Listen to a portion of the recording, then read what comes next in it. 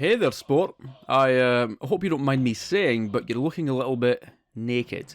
To be perfectly honest, you look like a jackass, but you know, it really doesn't have to be that way, because folks, regardless of whether it's Demon Souls, the Dark Souls trilogy, Bloodborne or Elden Ring, one thing is for damn sure, there are a heaping helping of awesome and interesting armour and clothing sets available for you to play dress up with. Fashion Souls, as it were.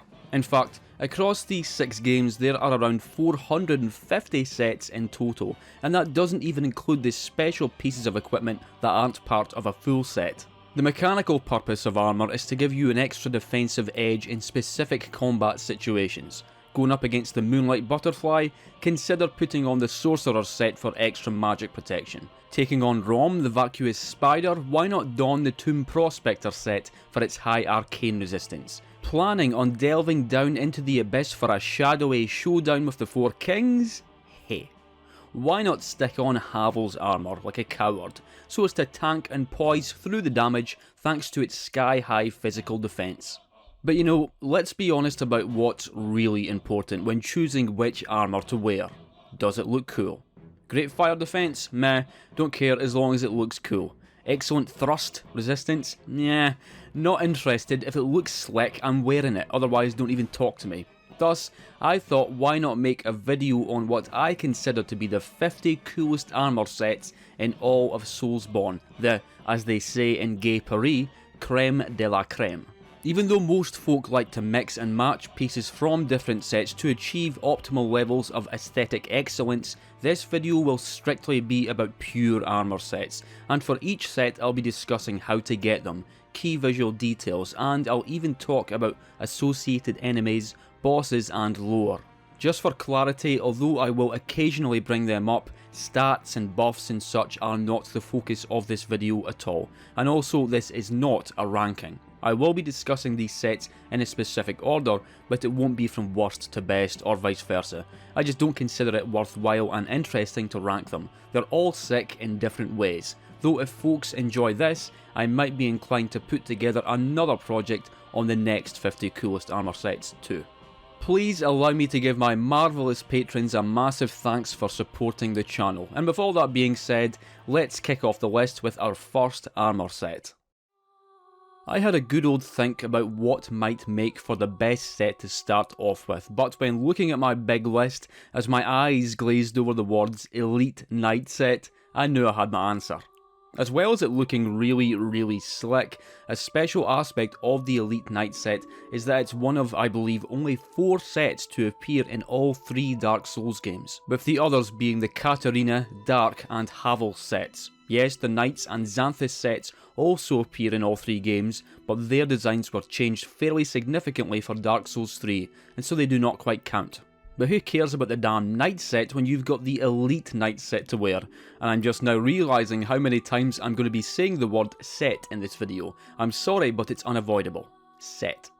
In Dark Souls 1, both the Knights and the Elite Knight sets can be found in Darkroot Forest, though while the former is right down where the Infernal Hydra lurks in the basin, the Elite Knights is situated in the section with all the Stone Guardians just before the Moonlight Butterflies arena. Of course, the very first time you see the Elite Knight set is right at the start of the game, being what Oscar of Astora is wearing when he drops the dungeon cell key down to you, but which you can get an even better look at as he lays dying after having been struck down by the Asylum demon, and yet again later on if you return to the Undead Asylum, where he has gone fully hollow. Plus, Prince Rickard is also wearing the set if you fight him on top of Sen's Fortress. For Dark Souls 2, there's not any actual characters to be seen with the Elite Knight set on, though you can find a nameless hammer-wielding enemy wearing it in Elaeum Lois, near to where you pick up the Priestess Eye.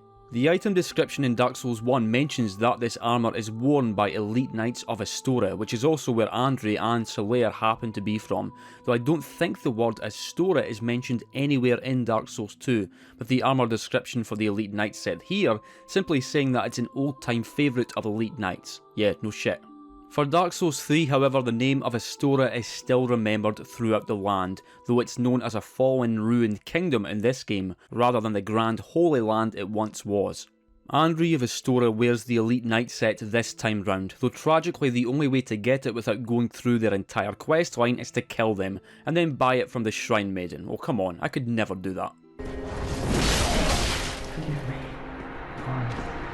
Like many of Fromsoft's most appealing armours, this one is rather asymmetrical, with the left side being covered by a bulky steel pauldron, steel glove and elbow guard, while the right side is comparatively less armoured, though still featuring sufficient protection. This would perhaps be for the left side to have more bracing potential, used for wielding a shield, while the right side requires more flexibility for swinging around swords and such. I also really like the little pouches around the waist, and there's even a small sheathed dagger hanging at the right side, regardless of whether or not you actually have a dagger equipped.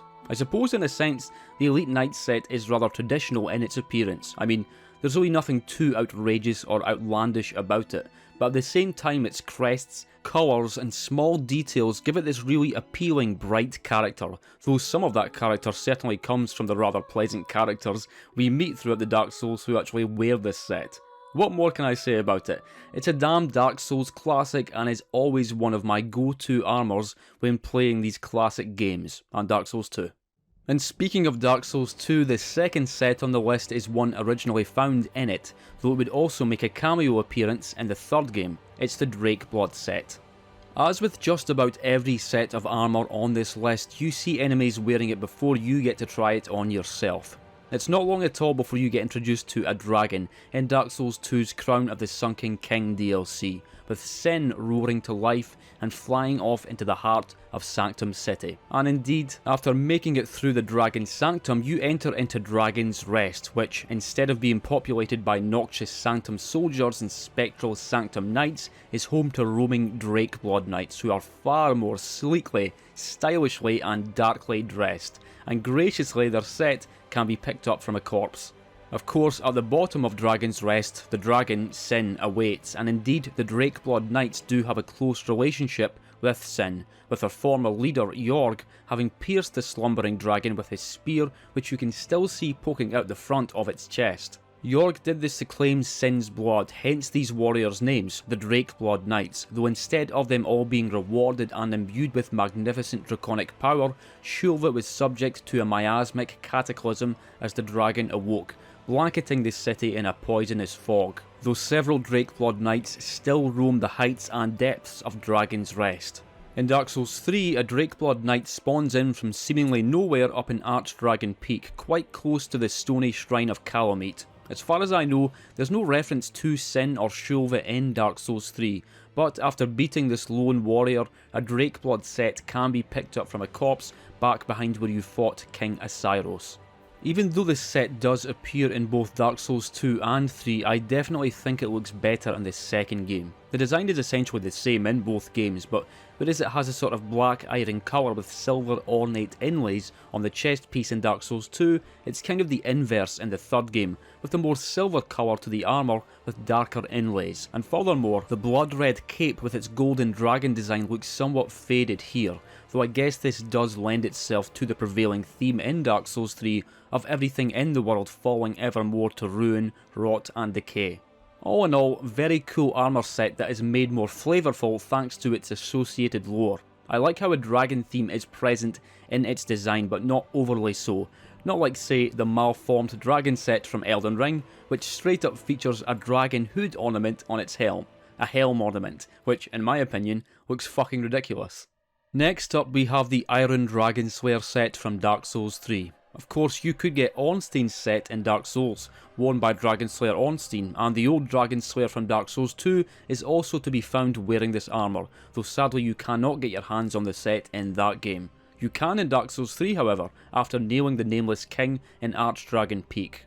But we're not talking about those sets, as refined, detailed and leonine as they are. We are talking about the set worn by the Dragonslayer armour, fought on the bridge leading to the Grand Archives at the top of Lothric Castle.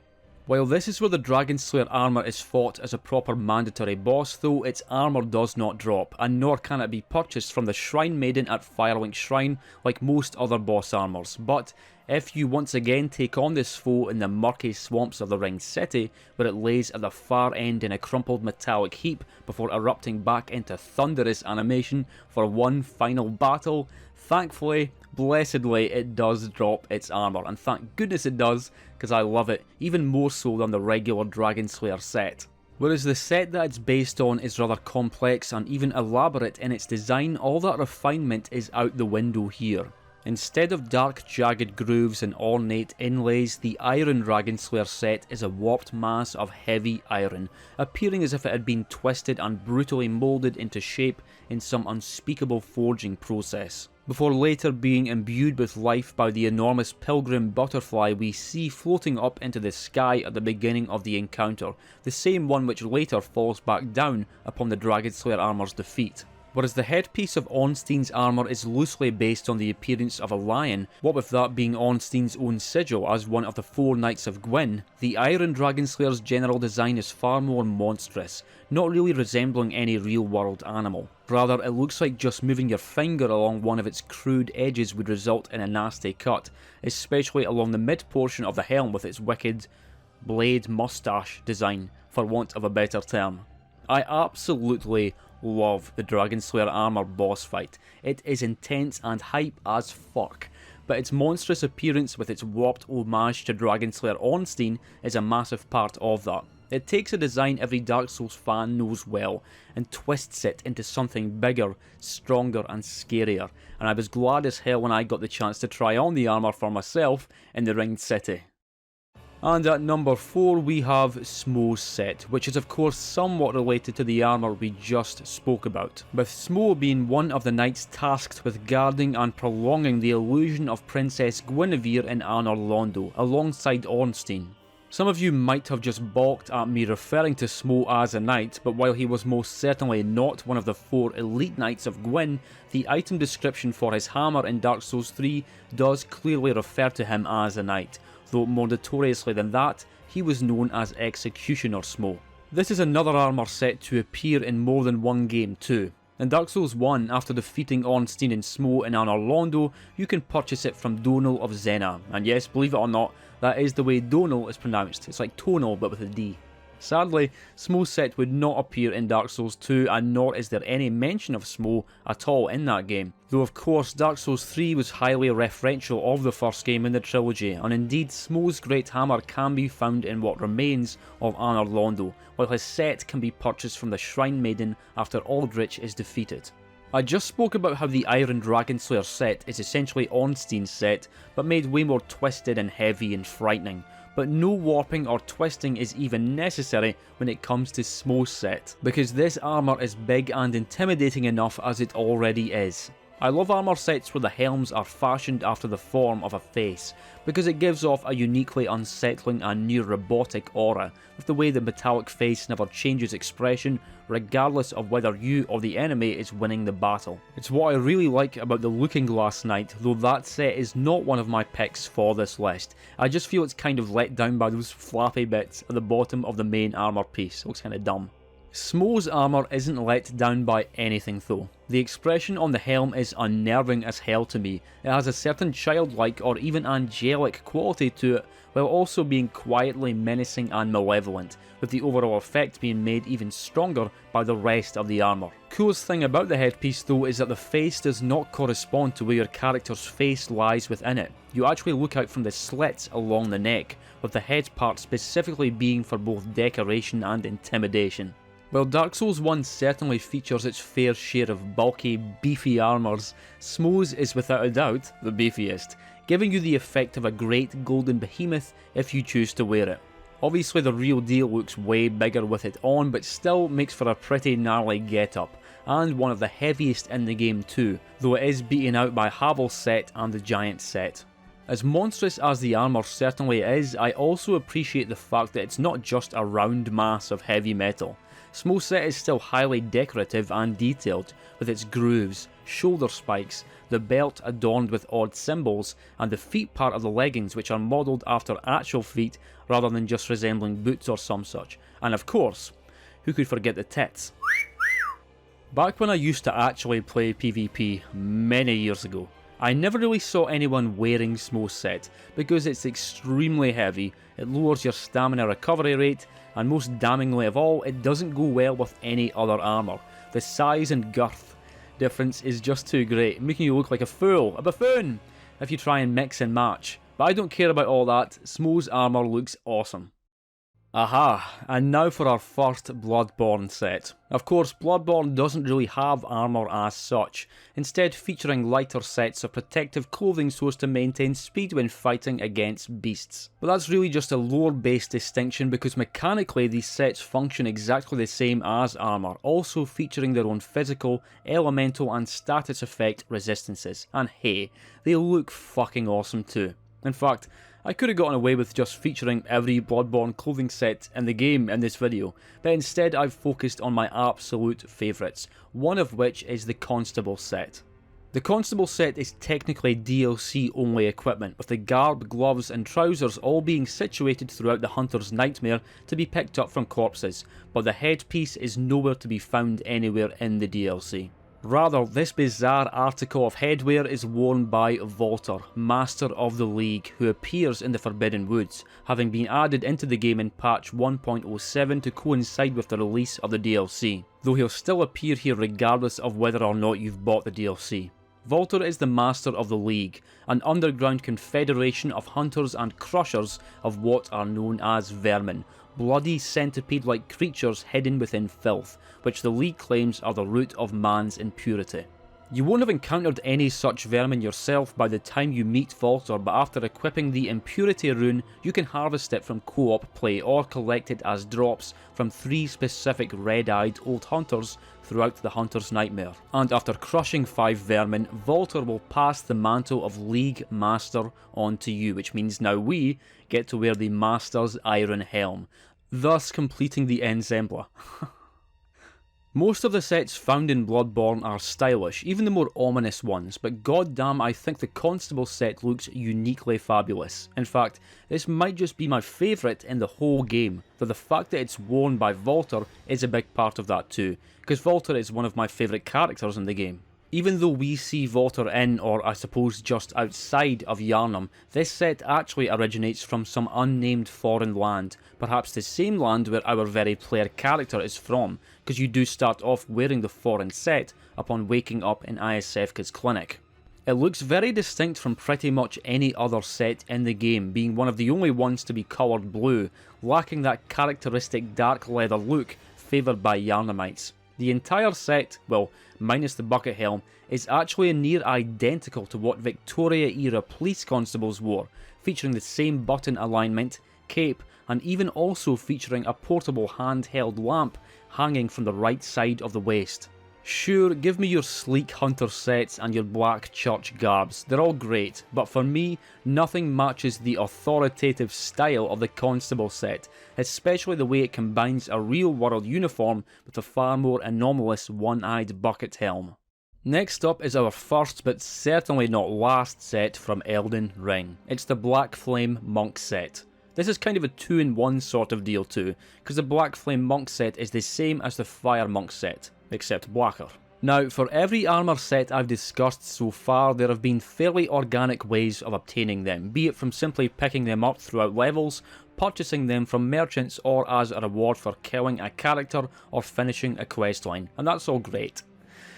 But in other cases, and as was certainly the case for this armour set, you need to farm. I didn't have to do any farming for any of the Demon Souls, Dark Souls 1 or Bloodborne sets in this video, but I sure as fuck did with Dark Souls 2 and 3 and Elden Ring. And it got a bit tedious at times, though at the same time it was also kind of enjoyable to just zone out and listen to some Dan Carlin's hardcore history whilst desperately trying to get the Fire Monk's gauntlets to drop. Oh please God, why won't the gauntlets drop?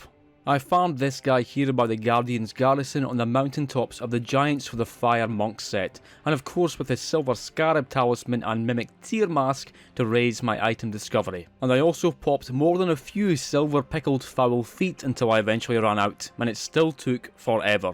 See, the worst thing about farming for a set is that just because an enemy dropped a particular armour piece doesn't mean it won't drop that same piece again and again and again. By the time I eventually got the Fire Monk hood, I had 7 greaves, 6 pieces of armour and 6 gauntlets. It gets to the point where you think, is he ever going to drop that last piece I need? Can he drop it? What if he just never drops it? But then he did drop it, and I was glad. But the main prize was the Blackflame Monk Set, which I also had to farm for. Really rare enemy too, there are literally only 2 in the entire game. One in the Caelid Divine Tower and the other here in Volcano Manor. Thankfully, didn't take anywhere near as long to get every piece I needed from the Blackflame Monk, and so again, I was glad. Although my pick is specifically for the Blackflame Monk set, I still wanted to show off both versions, because even though they do have the same design except for a colour change, I like that.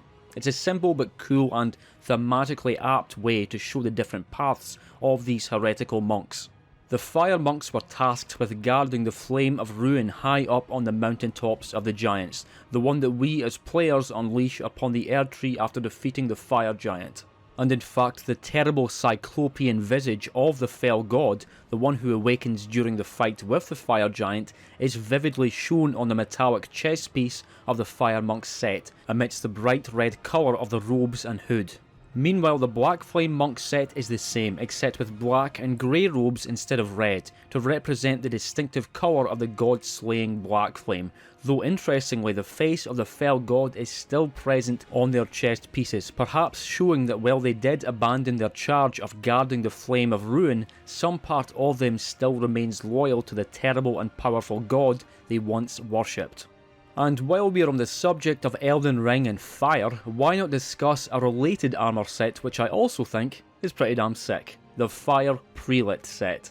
I spoke about the lengthy ordeal of trying to get every Fire Monk armour piece, but while I was going through that I also happened to be farming the nearby Fire Prelate for its set. Not an easy task either, by the way. These guys' abilities are nothing to sneeze at, and annoyingly there are tons of Flame Guardian enemies around too, with their long range fire and briar attacks. I complained about how much of a bastard it was trying to get that one final piece of armour from the Fire Monk, but for the Fire Prelates it was their gauntlets that proved to be absurdly elusive. In fact, before they eventually dropped, I had accumulated 12, yes, 12 helms, 2 armours and 5 greaves. Speaking of their armours, you can find a unique Fire Prelate with altered armour in Fort Lyde on Mount Gelmir, which is a guaranteed drop for killing it. Same with the outrageous looking Prelate's Infernal Crozier weapon. The struggle was worth it though, because I adore this set. The Fire Prelate is another rare and late game enemy, only being found in a few locations, but goddamn they're great and a magnificent one visually speaking. They wear similar red robes to the Fire Monks. In fact, the Prelates themselves are the commanders of all Flame Guardians, with the Iron Cauldron atop their helms made to resemble the very Crucible of the Giants, which stands high above all else in the mountaintops. The item description for the headpiece states that the embers within this cauldron have long since died out, though as anyone who has fought a Fire Prelate will be well aware, it's not long in getting dramatically reignited. Sadly though, due to the helmet not being an actual weapon, you cannot make use of such attacks when you yourself wear it. Now that I think about it, that's something that's completely missing in all of FromSoft's games. There are no armour based attacks to speak of, though hopefully we see something like that in the future. The cauldron aside though, the Fire Prelate set isn't too dissimilar from Smough's set, also featuring a creepy face design on the helmet, also being very round and large, and also boasting a cracking pair of bajungas. The regular central armour piece looks great with its red cloth, but gotta say I prefer the altered version of it, which features no cloth or colour, instead simply exposing the raw black iron beneath in all of its glory. For as much as I love it, I think Executioner Smough's armour has a proper rival with the Fire Prelate set. And finally we have our first set from Demon's Souls. This game doesn't have as many to choose from, and a lot of what is here is pretty tame compared to what would come in FromSoft's subsequent games, but there's still certainly some cool stuff to be found here, such as the Gloom Set. A part of what gives the Gloom Set its compelling aura is the character found wearing it, that being Yurt the Silent Chief, a dark and ominous man locked away inside a grim cage at the top of the Tower of Latria, who requests that you let him free. It's exactly like Dark Souls 1's Lautrec situation, though in Yurt's case you don't even need a key to free him. Once he is free though, he will migrate over to the Nexus, at least after aimlessly and awkwardly wandering around on this platform for a while, and once there he will gradually slaughter the residents of the Nexus, again not entirely dissimilar to how Lautrec will kill the Firekeeper if you don't boot him off a cliff first. Give me that fucking ring, you prick. Only way to stop Yurt carrying out his murderous crusade happens to be the same way you can get his Gloom Set. Just kill him. Either up in the Tower of Latre where you find him or in the Nexus, whichever you find most convenient. The Gloom Set is pretty damn heavy, having the exact same weight as the Fluted Set, though it's not as heavy as the Brushwood or Dark Silver sets. I always thought Demon Souls made it way more awkward to use heavy armour than the other Souls games. Got to really pump the points into stamina so as to not fat roll.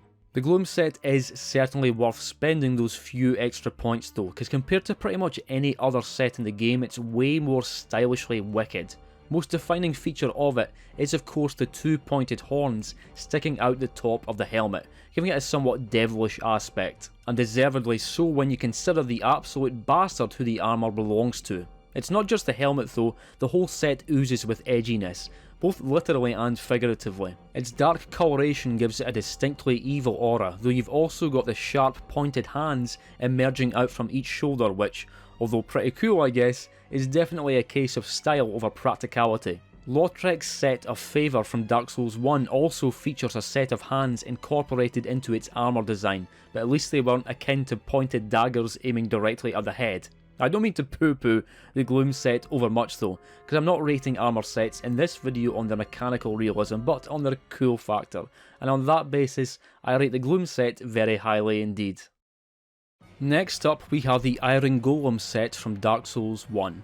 This is one of those sets that I wished we'd have seen in the other two Dark Souls games, but sadly it never did make a return. Just like the aforementioned Smough set, the Iron Golem set is worn by a boss, that being the Iron Golem, obviously. And as such it must be purchased from Dono after the boss's defeat. Nice and simple, and the full ensemble only costs 22,000 souls. Hey, not bad. An interesting aspect of this set right off the bat is that the Iron Golem boss itself is essentially an automaton, rather than being any sort of truly living and conscious being, to the extent that you don't even get a boss soul after its defeat. You get a core, one made from the bone of an everlasting dragon. Thus, in a sense, the armour itself is a smaller version of the boss, only without the core and able to be worn as a shell by you. It's just like the Smelter Demon from Dark Souls 2, which is also just a wicked mass of iron, except given life with an actual soul in its case, and whose set you can also wear. Though no, the Smelter Demon set will not be appearing as an actual pick on this list. Yes, it looks pretty fucking gnarly, but the cool factor is kinda ruined with the weird midriff is fully visible from both the front and the back. Back to the Iron Golem set though, while you may not look as big and intimidating as the real deal when wearing it, this is still one of the coolest looking heavy armour sets from any Dark Souls game. It's excessive in every regard, a collection of thick black chunks of iron shaped into the form of armour, with no thought for practicality or even the possibility of a human wearing it, because the armour was never intended to be worn by a human. It was simply supposed to act as a colossal vessel for the Dragonbone core, and the round hole where the core would be stored in is still visible on the front of the chest piece, almost like a mechanical twist on the dark sign, which afflicts Lordran's undead. There's not even holes or a slit in the helmet to see out of, because again the Iron Golem did not require eyes, and the whole set is just sick as fuck. What do you want me to say here? Believe it or not, but the Iron Golem is actually one of my favourite bosses from Dark Souls 1. Not because it's particularly challenging to fight, because it's not, it's way too easy actually, but because it looks just about as badass as a boss can look. This black iron titan standing sentinel on top of a fortress to annihilate any and all would-be heroes who think to trespass onto Anor Londo. Back to Elden Ring again, and we're here to talk about the armour of a true and gallant knight. We're talking about Loretta's Royal Knight Set. As for how it is obtained, well, it's a boss armour set, and so just as with any other such set, it can be purchased from Finger Reader Enya after Loretta's defeat, though it has to be after her true defeat. You'll first encounter her as Royal Knight Loretta at the Royal Moongazing Grounds in Caria Manor, where she guards the way to the Three Sisters. So just as with some other bosses like Margit Fell Omen, Golden Godfrey and Moog the Omen, this isn't the true person. It's just a sort of powerful spirit projection, and as such you don't really get to behold her in her true splendour, due to her being all blue and spectral and shit. The real Loretta is up in the Haligtree, guarding the way onto Elfvale after she departed from the service of the Carrion royal family to become Loretta, Knight of the Haligtree. She did this after becoming determined that Michaelis Haligtree could serve as a true home for the Albinorics, a misfortunate race of beings of which Loretta herself is theorised to be one of, specifically a first generation Albinoric, not those bizarre frogmen. I don't think Loretta's an amphibian. Now, as far as this set's appearance goes, I'll be the first to say that it looks kind of ridiculous. Elden Ring really went all out with its weapon and armour designs in a way that I love. There are tons of crazy and extravagant pieces of equipment here. Fromsoft let their artists' imaginations run truly wild, and I'm glad they did, because it meant that they came up with unconventionally elegant armour designs like this, the most eye-catching aspect of which is the helm. It features a strange and somewhat inhuman expression on the face, though rather than it mimicking the cold expression of some monster, the shape of the eyes gives it a rather sad aspect. Never mind the face though. Hey lady, what's that on your damn head? Why is there an engraved golden disc sprouting boldly from your helmet?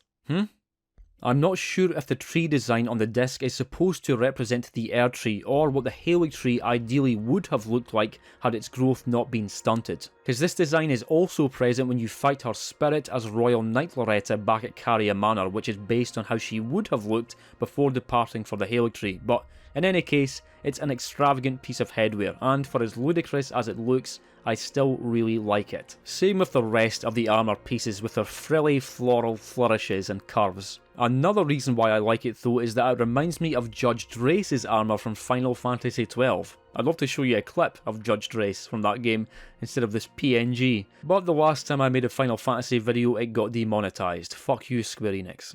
Back to Demon's Souls again for number 11, to one of the heaviest sets in the game too, the Dark Silver Set.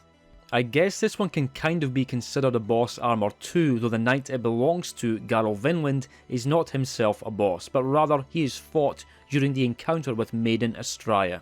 You first hear of Maiden Astraea and her loyal Garl Vinland during the intro sequence when the narrator is naming some of the heroes who ventured through the thick, colourless fog back into the fallen kingdom of Boletaria. She even mentions the aforementioned Yurt Silent Chief here. It's not until the final stage of the Valley of Defilement, however, that you get to meet this saintly duo, and for as pure and pretty as Astraea certainly looks here, the meeting is a grim affair. Since passing through the fog, Astraea has become the archdemon of the Valley of Defilement, abandoning the god she once served after seeing the squalid suffering of the inhabitants of the valley to herself become their saint and saviour, their figure of hope and worship. Sounds kinda touching when considered at a surface level, but it has to be noted that the Valley of Defilement remains an absolute hellhole of disease, filth and terror, now even with demons roaming around to collect souls for the new archdemon, to then flow into the abyssal maw of the old one. And so for as sympathetic as we're sort of tricked into being for Astraea with her gentle smile and tender words, and by the beyond incredible track that accompanies the fight, or at least it was incredible in the original before they made it far more generic for the remake, I am not the greatest sympathiser of her actions, but I'm getting off track. Extremely cool moment at the beginning of the encounter is when Garl Vinland rises up from a gruesome pile of rotten human corpses before exchanging a loop with his saint before coming to confront the player, clad in his distinctive dark silver armour, which he will drop upon defeat, though it is heavy as fuck, so you'll almost certainly have to send it to storage. I am glad they added that feature for the remake. Just like the Gloom set, the Dark Silver set stands out a lot due to how unconventional it looks in a game that doesn't really have that many outlandish armours. And as with many sets on this list, the headpiece is a big part of that. It may not be disc-shaped like Loretta's helmet, but it is still pretty damn extravagant, meant to represent the sacred tree of Vinland, though curiously there doesn't seem to be any eye holes or slits in the face section for a person to see out of, but who cares, just makes it look both cooler and stranger really. Even though it's called dark silver armour, it looks more like a sort of white silver from some angles, but even so, I do always appreciate any sort of twist on the traditional shiny silver armour coloration and texture that we're all familiar with by now.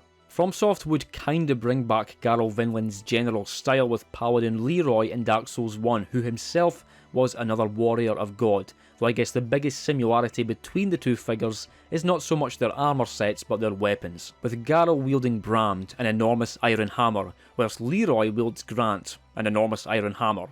Leroy would not be the only callback to Garl Vinland though, which brings us on to our next armour set.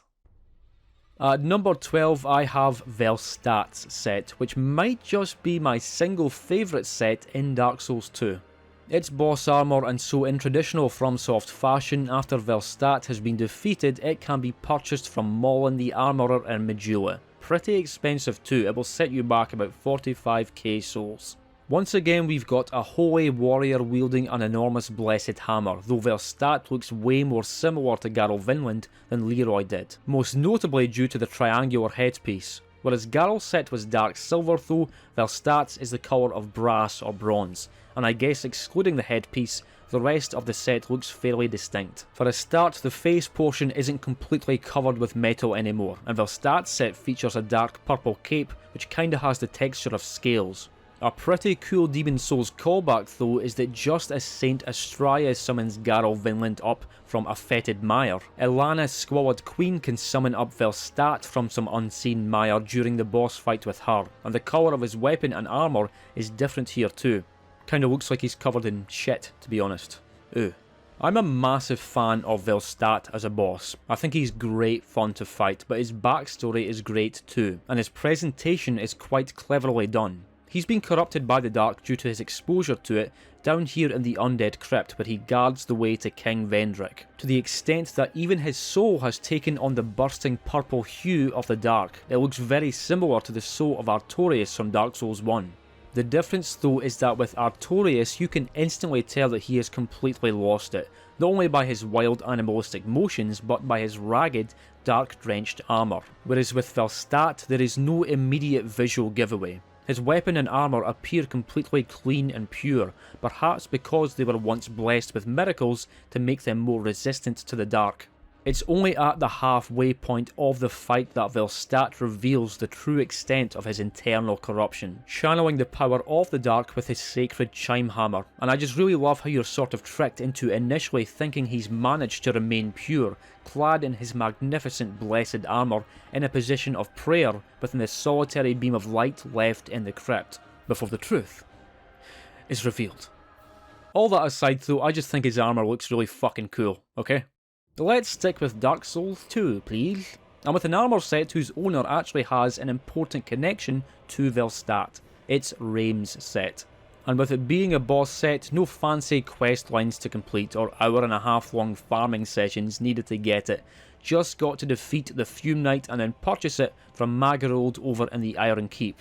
Just like Velstadt, Raime was a knight who served King Vendrick in Drang Lake and considered one of the finest warriors in his kingdom. But for whatever reason, he and Velstadt fought, a fight which Velstadt won, after which Raime was exiled before making his way to Broom Tower in search of greater strength. And indeed he found that strength after becoming infatuated with a child of the dark, Nadalia, Bride of Ash. It's even implied that fragments of Nadalia's soul live within Raime's weapons. Plus, defeating the Fume Knight also grants you a fragment of Nadalia's soul alongside Raime's own soul, which happens to look identical to Velstadt's soul. Some people have even theorised these two as being brothers. Really cool feature is that if you enter the Fume Knight boss arena wearing Velstadt's distinctive helm, the Fume Knight will transition to phase 2 right off the bat, which you may or may not find desirable.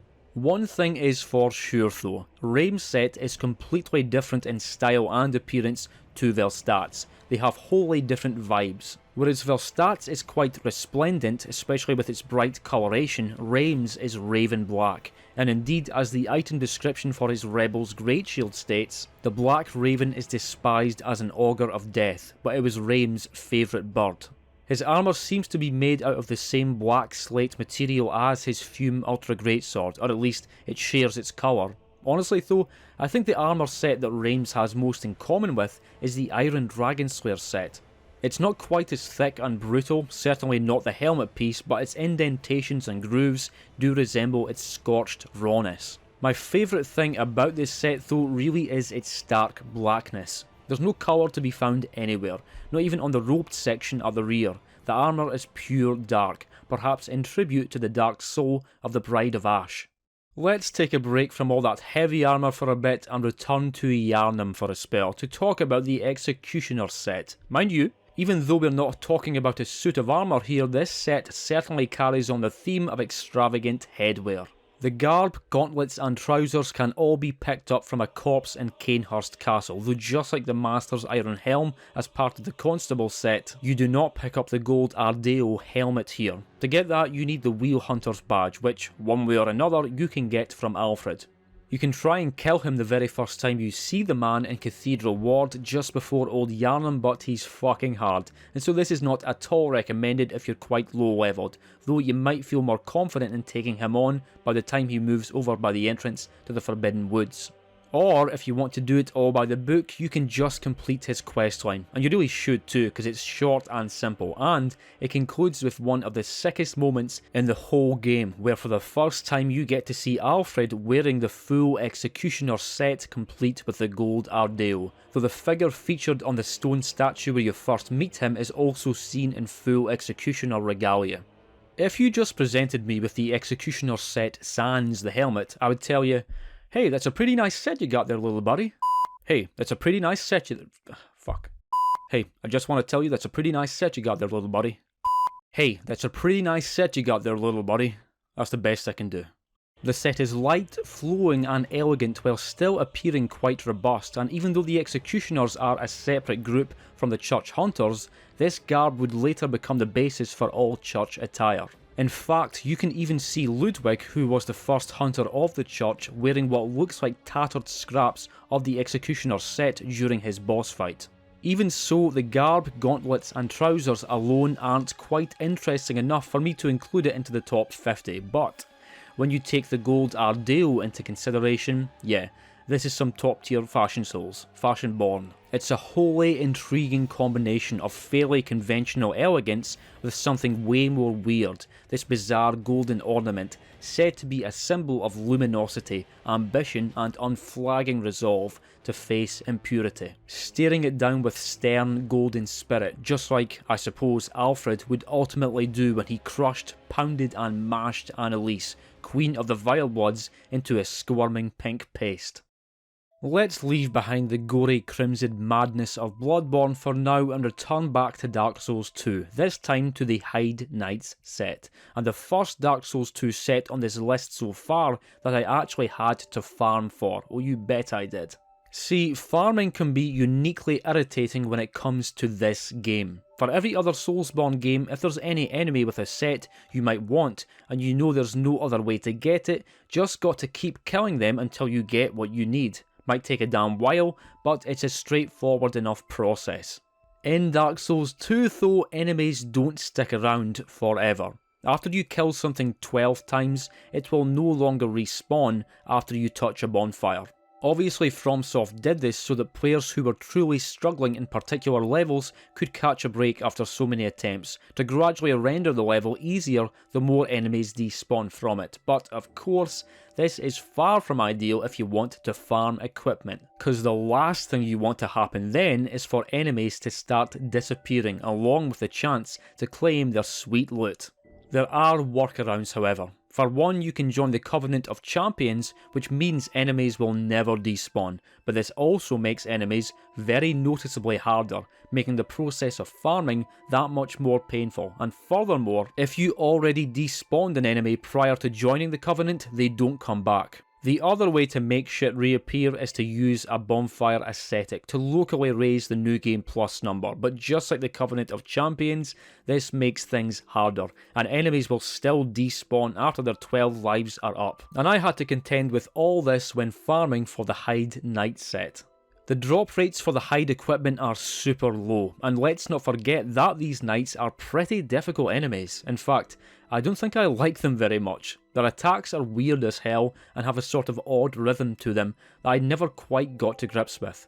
And the Scholar of the First Sin version of Heide's Tower of Flame is bloody outrageous with its increased concentration of enemies. Not to mention the extra ones and the phantoms if you happen to be on New Game Plus like I was. That said, this was also kind of a blessing, because even though I did despawn several Heide Knights throughout this level, there was still enough of them dotted around for me to farm, but god damn did it take a while. With the Fire Prelates and Fire Monks from Elden Ring, I was getting tons of drops. It's just that I wasn't getting the right drops that I needed to complete the set, but I was barely getting anything with the Heide Knights. In fact, I never managed to get the Heide Great Helm. It just would not fucking drop for me, but thankfully an alternate helmet did exist.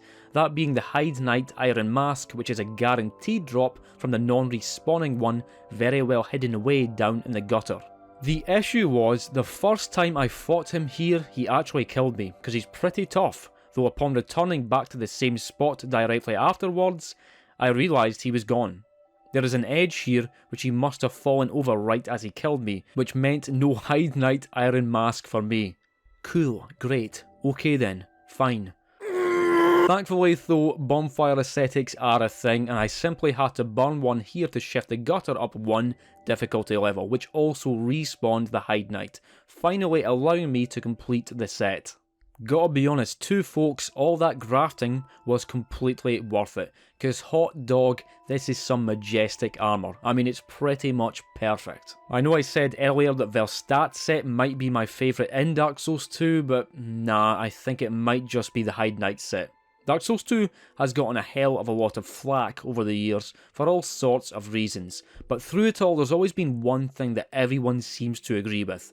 It has a ton of incredibly sick armour and weapon designs. I mean, some of Fromsoft's bloody best. Not just big and wicked looking equipment either, but some really detailed and interesting pieces, and I think the Heide set is a perfect example of that, especially with its distinctive white cloth. Lots of armour sets are made edgier and certainly cooler thanks to their dark colour schemes, and I've already named a few such armour sets here in this video, but ones that focus on brightness, like this one, can be just as, if not more, visually appealing. Been a wee while since we spoke about anything exclusive to Dark Souls 3, but folks, I could not possibly make a coolest Soulsborne armour video without highlighting the Ringed Knight set. This is another case where I had to farm for what I desired, though as discussed, I just bit my tongue there, sorry. Though as discussed, farming at its core isn't as big a pain in the arse here as it was in Dark Souls 2. Mind you, let's not forget the fact that the Ringed Knights make for very tough opponents, one of the most difficult in the game in fact, and they come in 3 different variants, sporting either a sword and shield, spear and great shield, or paired greatswords, meaning collectively they have a ton of different attacks in their arsenal, big, terrifying, fiery attacks, not only from their weapons, but also from their draconic shields, and that means they are not easy to quickly farm. I initially tried focusing on this section to the side of the swamp, but soon realised it wasn't going to work. Yes, there are a lot of them here, but too many actually. I was getting overwhelmed, and worst of all, the giant here spots you as you try to move across, meaning you've got volleys of arrows to deal with too, or the Silver Knight Ledo Spectre. I originally thought, hey, no big deal, I will just kill the giant, only to discover that he fucking respawns. I do love the placement of this giant here. It makes for a powerfully depressing sight, seeing this towering titan wading through this desolate swamp at the edge of the world, roaring into the sky in hostile anguish. But even so, he has no bloody business respawning. Should be a one and done type deal, thank you very much. Wham bam, thank you ma'am. And so I just decided to farm the paired greatsword wielding one standing outside the Church of Filianor. He was still a really formidable enemy, but far more manageable with him being on his own.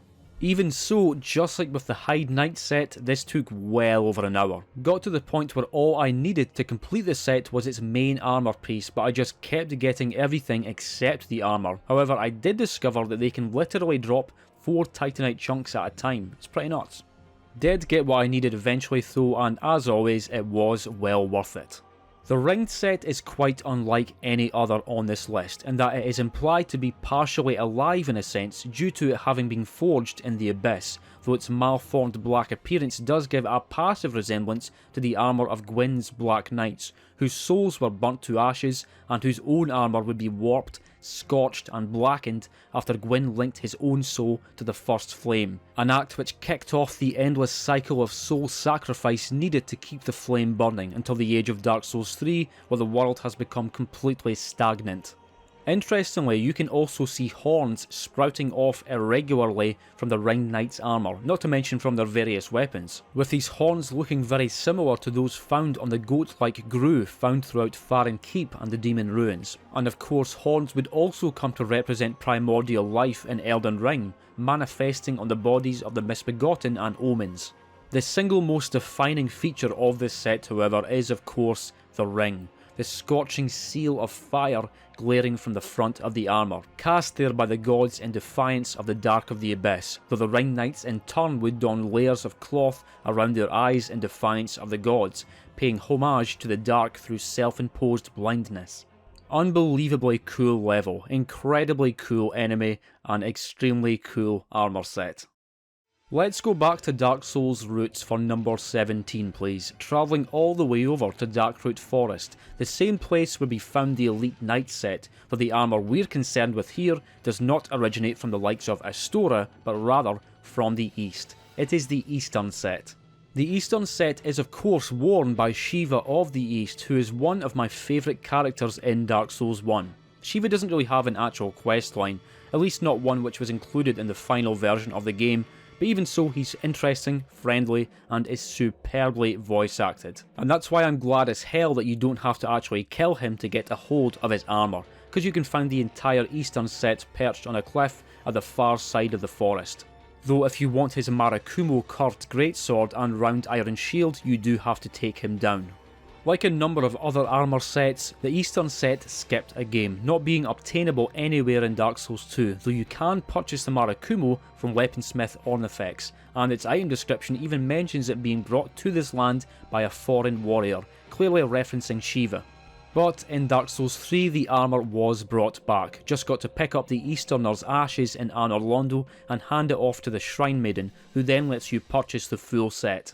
Fromsoft is a Japanese company of course, but for the most part the themes and aesthetics of their games are very western based, in the realm of dark medieval fantasy with knights and castles and wizards and such. But even so, there are several characters and pieces of equipment which are very much Eastern inspired. I think it's really interesting how there is some vast Eastern land in the Dark Souls universe, a place home to samurai and enormous horned Oni, but a place that's only ever referenced in item descriptions and such. It's like with George R.R. Martin's A Song of Ice and Fire series, where you have places like Leng and Iti and Ashai far to the east that are sometimes mentioned but never actually explored by the main characters, at least not yet anyway. I really appreciate this sort of world building, because it gives you just enough information to get you intrigued, only to leave the rest to your imagination instead of telling you exactly what these faraway places are actually like. Anyway, the Eastern Set with its Asian influence looks like nothing else in Dark Souls 1. Sure, you have your katanas and such, but none are as stylish as this magnificently detailed set. The helmet seems to be inspired by a kendo mask, except with a fuller, more metallic design, though my favourite detail is the large iron lion which makes up the left pauldron. Indeed, pretty much every inch of this set is embroidered and decorated, with black and gold flourishes and medallions, and just like with the Elite Knight set, it features a bunch of ambiguous belts and pouches and pockets, and it all just makes for a very eye-catching, elegant and unique overall design. I would like to stick with this theme for a bit longer please, because while Dark Souls 2 did not feature the Eastern Set, that sure doesn't mean we did not see similarly styled armours in this game, which brings me to my next pick, Alonne's set. Sir Alonne is of course a DLC boss, and one of the best damn bosses in the game too. I don't think there are too many folks out there who would disagree with that. Long before you face off against the legendary warrior himself though, you encounter his knights and captains littered in frankly absurd number throughout the Iron Keep, especially in the Scholar of the First Sin version of the game. Seriously, there are way too many enemies here now. The fighting style of the Alonne Knights is distinct from pretty much any other knight who you will have fought thus far, with them favouring the dex-focused black steel katana weapon, which they use to thrust and slice with abnormally quick and sudden movements. And the reason they strike in such a manner is because their teacher or idol was Sir Alonne himself, a mysterious warrior from a distant land who chose to serve the old Iron King, at least until the king's descent into demonic depravity. The armour sets of Alonne Knights is pretty cool and quite lightweight for heavy armour, though there's not that much of an Eastern influence to their designs. The armour of the Alonne captains is a different story though, particularly the face portion of the helmet with its multiple horizontal slits, modelled so in tribute to the armour of Sir Alonne himself, who you can challenge after entering into the memory of the old Iron King, which notably you transition into after touching Sir Alonne's very armour, which glows red after the Feud Knight is defeated, and after you've got the Ashen Mist Heart. And after defeating him, at least after fighting through what I consider to be the single worst level in all of Soulsborne, you can purchase the full Alonne set from Magarode, though it is really fucking expensive at nearly 75,000 bucks. As ever though, if you've got any sort of passion for fashion, you really shouldn't have any misgivings about forking over all those hard-earned simoleons for what is arguably the sickest armour set in the game. I know I already said much the same thing about both Velstadt set and the Heide Knight set, but come on, look at this magnificence, gaze at it. Whereas Shiva's Eastern set from the first and third games has a very odd but appealing overall design to it, Alonne set is full on traditional samurai armour, with the exception of the helmet, which again features that same sort of kendo mask, horizontal slit design. As far as Souls is concerned, the Alonne set is the king of this style of armour, and we would have to wait until Sekiro came around in 2019 before we'd get to see anything that might rival its Eastern excellence, with the likes of the 7 Ashen Spears and various general mini-bosses also boasting superbly stylish armour, though of course after Sekiro came Elden Ring. And with the coming of Elden Ring, we got even more Japanese-influenced equipment to wear and wield, like my pick for number 19, the Ronin Set. To my knowledge, the place where characters like Shiva and Sir Alonne came from isn't actually named anywhere, unlike how we know that Siegmeyer is from Katarina, and that Oscar, Andre and Solaire are from Astora. But in the Elden Ring universe, this distant eastern place is known as the Land of Reeds. You can even begin your playthrough with the Land of Reeds set if you pick the Samurai starting class. We encounter a few characters from the Land of Reeds too, like Bloody Finger Okina, who wears the White Reeds set. And then there's Violet Bloody Finger Eleonora, though she's garbed in the Drake Knight set, with respect to her dragon fixation. But finally, we have Bloody Finger Hunter Yura, who wears the Ronin set. If you are a particularly fashion-hungry player, you might feel inclined to say, to hell with the questline and strike Yura down as soon as you see him so as to obtain his fantastical attire. However, this would be folly, because although he will drop his enormous Nagakiba weapon, he will not drop his armour when killed here. To get the Ronin set, you've got to make it all the way to the mountaintops of the Giants, where, regardless of whether or not you completed Yura's questline before coming here, Shabriri will show up, having possessed his body, unless you already inherited the Flame of Frenzy from the Three Fingers, in which case the Ronin set will simply be here for you to pick up. Short of that though, got to kill Shabriri here for it to drop. Yet again, but certainly not for the last time, while the set looks incredibly detailed and stylish, it is the headpiece that is the true star of the show, the Iron Casa, crafted to imitate the woven straw hats worn in the Land of Reeds, except with an elegant metallic twist. The Casa makes it difficult to see the wearer's face too, which gets somewhat obscured by shadow when worn, though of course when we see Shabriri with it on, he's covering his face with his hands anyway. As aesthetically appealing as it certainly is, the Ronin set is not what would traditionally be worn by knights or indeed samurai in the Land of Reeds, with it trading in some of the colourful extravagance of conventional samurai attire in favour of lightness and greater functionality. Though it's certainly not totally without unnecessary adornments, still featuring a faded cape emblazoned with stripes of gold. I could have went for the Land of Reeds set or the White Reeds set for my pick here, because they both do look fantastic, But again, whilst they certainly don't look generic, they do look that bit more conventional in comparison, and thus are somewhat less interesting to me than the more mysterious and striking Ronin set, and so I simply had to choose it. Well, I simply had to. Back to Bloodborne, folks, and in fact, turns out I told a bit of a fib earlier on in the video when I said that this game does not have any armour, because it does in fact have the Cainhurst set, though let's not go crazy now. Whilst this is by far the most metallic outfit in Bloodborne, it's really not akin to your heavy armours and such from Dark Souls. To get it, as you'd expect, got to travel over to Forsaken Castle Cainhurst from Hemwick Charnel Lane after picking up the Cainhurst summons from Iasefka's clinic, and after climbing the cold castle to its frigid rooftops and defeating Martyr Logarius, you can don the Crown of Illusions so as to gain an audience with Queen Annalise, whereupon you may become a Vileblood, but just don't tell Alfred otherwise he'll go mental. Joining the Vilebloods will get you the Cainhurst badge, which as well as allowing you to purchase the Chikage from the messenger shop, also lets you get the Cainhurst set, though beware, it is absurdly expensive. Is the armour worth all those blood echoes though? Well, yes. Come on, look at it. There are one or two other sets which boast some amount of protective metal within their designs, but this set is wholly metallic, and as such, it boasts nearly the highest physical defense of any set in the game, being only just beaten by Simon's Harrowed set.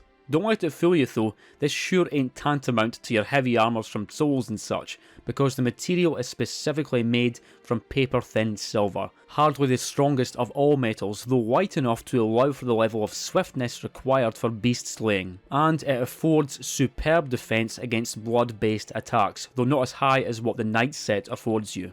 The Knight set is also to be found in Cainhurst, though rather than this attire featuring any degree of metallic shielding, it is entirely elegant, refined and colourful in its aesthetic, looking more akin to what one would wear to a ball rather than a bloody battle. But that all just ties into the vulgar decadence associated with Castle Cainhurst, known for its more artistic and perversely refined brand of beast slaying, compared to the stark, humourless madness of the Hunters of Yharnam.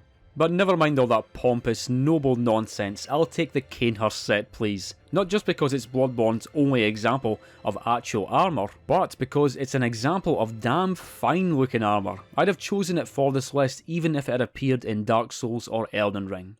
I bet there were a few of you sitting there thinking, when's he going to talk about Artorias? Artorias' set better be on this fucking list. Well, it is on the list, obviously. Who do you think I am? And it's another set that skipped Dark Souls 2 before once again returning for the third game.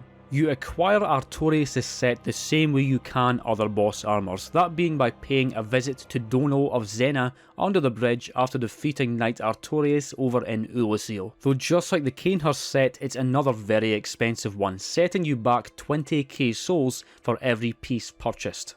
As for Dark Souls 2, like I said, the Wolf Knight's armour does not appear, though its Abyss Greatsword does as the Majestic Greatsword, which even has an expanded moveset when you wield it in your left hand.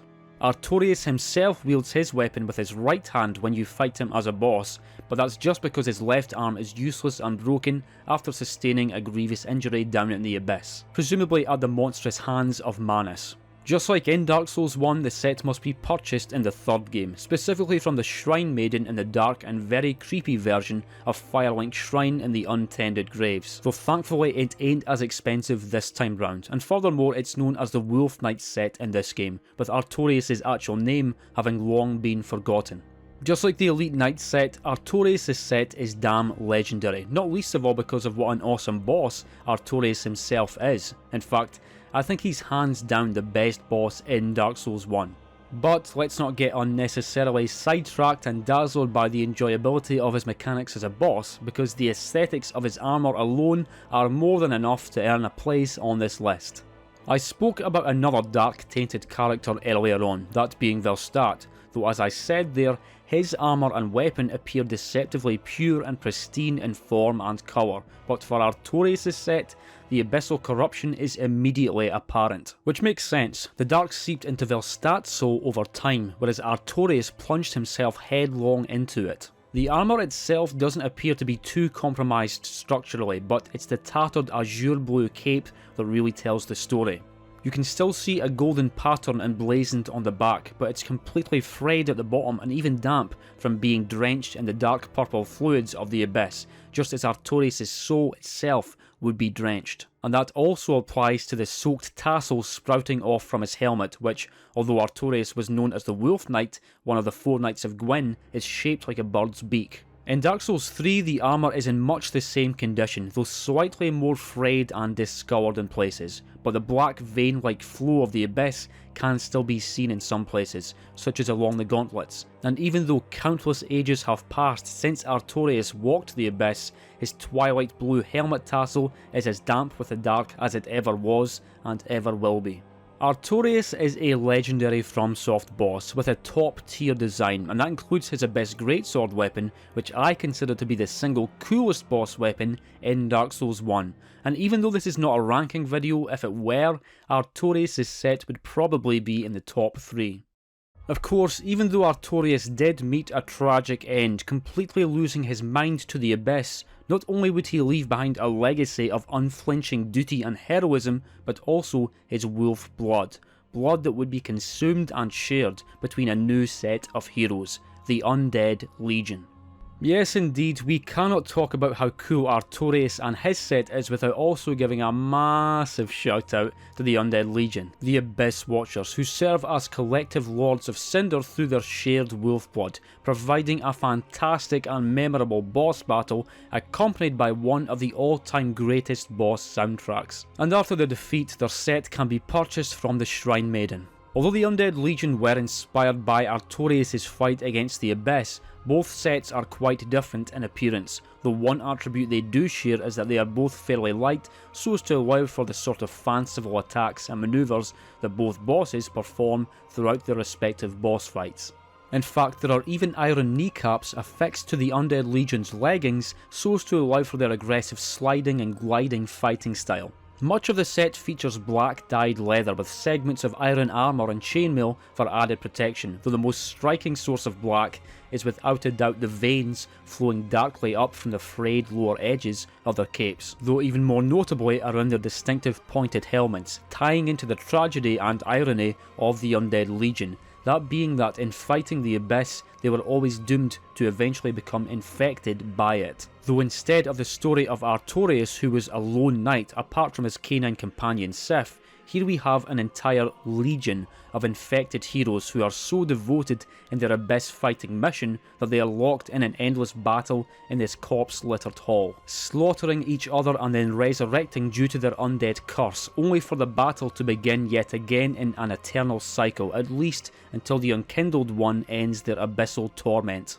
Something I really like about the set is the description of the pointed helmet, which reads, "This pointed steel helm was a distinct symbol of the Legion, shirked as a sinister omen by the masses." The reason I like this detail so much is that for as heroic and tragic as I am painting the Undead Legion as being, this adds a more morally uncomfortable aspect to their story, because it implies that regardless of who or where you were, if you caught sight of this ominous helm in your town, city or even kingdom, it meant that you, and everyone you knew, were going to be mercilessly wiped out. So unflinching and single-mindedly focused were the Abyss Watchers in their mission at stamping out even the smallest trace of the Abyss wherever it appeared, even if where it appeared was within themselves. But now we have our first example of a non-Bloodborne set which is more akin to clothing rather than armour. It's the Preceptor set from Elden Ring. Funnily enough, even though I love the way this set looks, I most certainly do not love the two individuals who wear it, those being Preceptor Miriam found in the Carrion Study Hall, whom I consider to be the single most obnoxious and bothersome enemy phantom in the entire game. She's like an even more annoying version of the Crystal Sage from the Grand Archives in Dark Souls 3. And there's also Celavis, Ranni's Preceptor of the Sorceress Arts, found in his tower in the Three Sisters beyond Caria Manor, and who is also an arsehole. As such, you bet I took delight in striking him down for a set, only to discover that even though you can deplete his HP here, he is unkillable at this point, and will straight up disappear until you use a Celestial Dew of the Church of Vows to bring him back. It was really annoying too because I had another save file on my PlayStation where I have every part of the Preceptor set except for the long gown. I guess I must have sold it at some point, and so I had to play through Ranni's entire questline yet again, which, upon being completed, allows you to go back to Selva's tower and pick up his set from his corpse, with him presumably having been killed by Blythe, who frenzies just outside Ranni's tower nearby. What a bloody hullabaloo, all for a fucking gown. However, I chose the Preceptor set for a damn good reason, and that reason is that I think it looks fabulous. It's almost like a play on Big Hat Logan's attire from Dark Souls 1, who is also a master of sorcery, except here it's so much more colourful and extravagant, and the hat brim diameter has never been longer. The fate of the Carian royal family is inherently linked to the stars, hence why they have a royal moon-gazing grounds complete with a large astrolabe at the top of their very manor, and this celestial aspect is represented on the Preceptor's own clothing, with the underside of the hat and the front of the gown being coloured in azure blue, the same colour as Carian magic, and the movements of the stars are also drawn in wondrous patterns along the gown and hat. The gloves and trousers are a far more simple and silent black though, and speaking of silence, there's an altered version of the headpiece that you can find in the Carian study hall called the Mask of Confidence, with the mouth section crisscrossed out to symbolise the Preceptor's silence when it came to Radagon and Renalla's private affairs. The crisscross pattern is actually the same type seen on the statues of Radagon around the lands between. The Preceptor set certainly isn't the biggest and bulkiest armour in the game, in fact it isn't even armour at all really, but it looks fantastic and colourful, with a bunch of really cool details, which I personally find to be rather spellbinding. But folks, if you thought we were done with your more mage-oriented sets, think again, because at numbers 24 and 25 I have Azur Set and Lusat Set. Now these are different sets which you get at totally different places, but I'm covering both of them at once because the idea behind them is very similar. They look very similar, and you obtain both of them at the end of the same questline. In the Waypoint Ruins in Limgrave, just to the east of Lake Agil, you can find a sorceress named Selin, a scholar originating from the Academy of Rhea Lucaria no less, as indicated by her grand glintstone crown. Though as we later find out, she was in fact expelled from the academy as a witch due to her obsession with the primeval sorceries, a study which was deemed forbidden after the mental and physical ruination of two of the academy's finest ever scholars, Grand Masters Azur and Lusat. In fact, you can even find the glintstone crowns corresponding to these two figures, those being the Karalos crown and the Olivinus crown, both of which increase your intelligence stats by 3 points. Hey, not bad.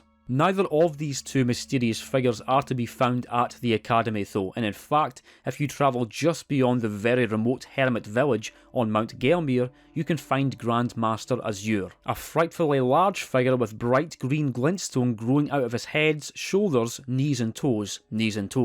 Although you cannot interact with him in any meaningful way, he does bequeath you with the Comet Azur spell with a subtle motion of his left hand, the most powerful sorcery in the game, and one of only 3 primeval sorceries, though you can't get his set at this point. From here, returning back to Selin will have her give you a key which she says can be used to access the other primeval Grandmaster, Lusat. And indeed, after probably getting lost for about 20 fucking minutes in the Celia hideaway cave in Caelid, Lusat can be found hidden away behind a magical barrier, which can be broken with this special key. Though he is in precisely the same state as Azur, except with a differently shaped and coloured glintstone core coming out of his head. Just as Azur gives you Comet Azur, Lusat hands off his own primeval sorcery, Stars of Ruin, though still no actual set. If you want those, which I do, got to complete Selin's questline, after which you can simply pick up their sets from where their bodies originally were before they were moved back into the academy by Selin. Mind you, important note here is that you can completely fuck yourself out of getting these sets if you choose to help Jeren fight Selin instead of the other way around, in which case your next chance to get them is in the next New Game Plus cycle. Ouch.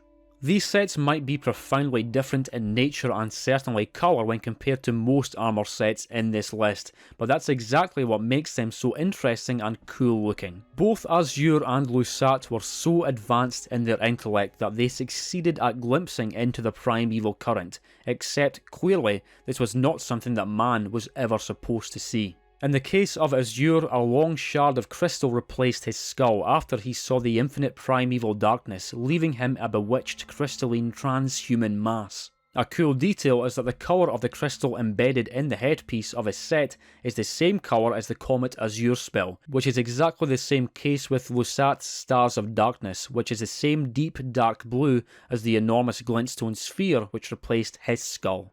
Both sets are super cool, but I definitely prefer Lusat's. I love that deep blue colour, and the sphere's formation looks even more alien than the shard formation of Azur's set. Furthermore, the crystal sphere kind of resembles an eye, not too dissimilar to Estelle's single eye, staring out from beneath its dreadful skull. And the variant of Estelle found in the consecrated snowfields is specifically called Estelle Stars of Darkness, which sounds kind of similar to Lestat's Stars of Ruin sorcery. I love a good shiny knight's armour as much as the next person. A robust collection of chainmail, black iron plates and leather with some fancy cape showing a grand family crest.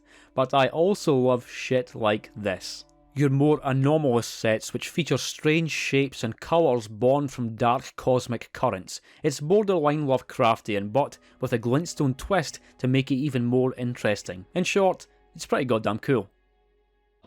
At number 26 we have another banger from Demon's Souls. Bang me daddy, it's the Blue-Eye Knight Set.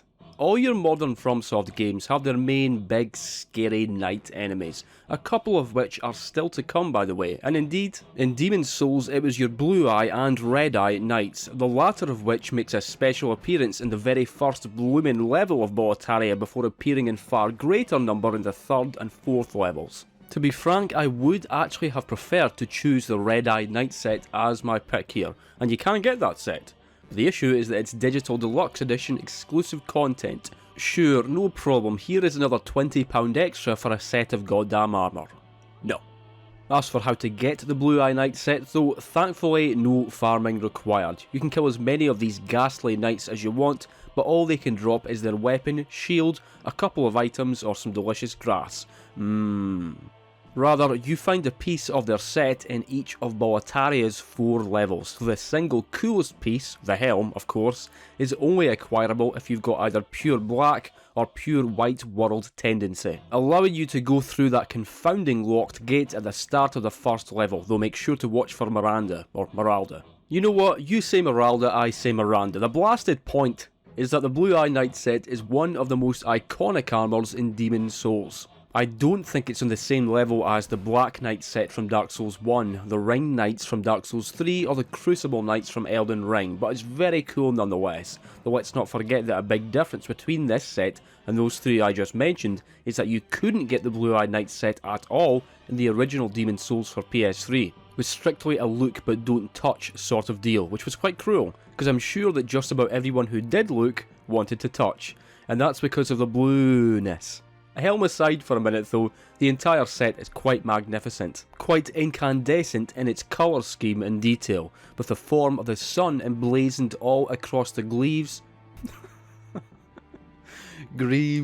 gauntlets and cuirass as proof of their commission from King Doran. The material which the set is made out of is hardened iron, an especially strong though heavy metal processed in Stonefang Tunnel. Another location which was at one point under the control of Boletaria's King Doran. But look, as superb as the armour looks, is it alone enough to propel the Blue-Eyed Knight set high enough in coolness and badassery to earn a privileged place in this pantheon of fine armours? Not quite, but that's where the helm comes in, which is often the case with the most interesting armour sets, many of which look great, but which are substantially elevated by some odd and otherworldly piece of headwear. I honestly think the Blue-Eyed Knight helmet is one of the sickest in all of Soulsborne, not just because of that constant ethereal blue glare, but because of the form of the eye slits. Whereas most helms feature horizontal slits, eye holes, or partially protective facial shielding from which the wearer can see, the face of this helmet gives the effect of it having been clawed by a beast and then imbued with some demonic source of blue soul power to the point where it's not clear that there even is a regular person inside the armour anymore. Sadly, there is a bit of a downside to wearing this set, or at least the helm, which is that it emits this constant low-pitched demonic noise which, although being pretty cool for the first minute, becomes a bit distracting, at least for me.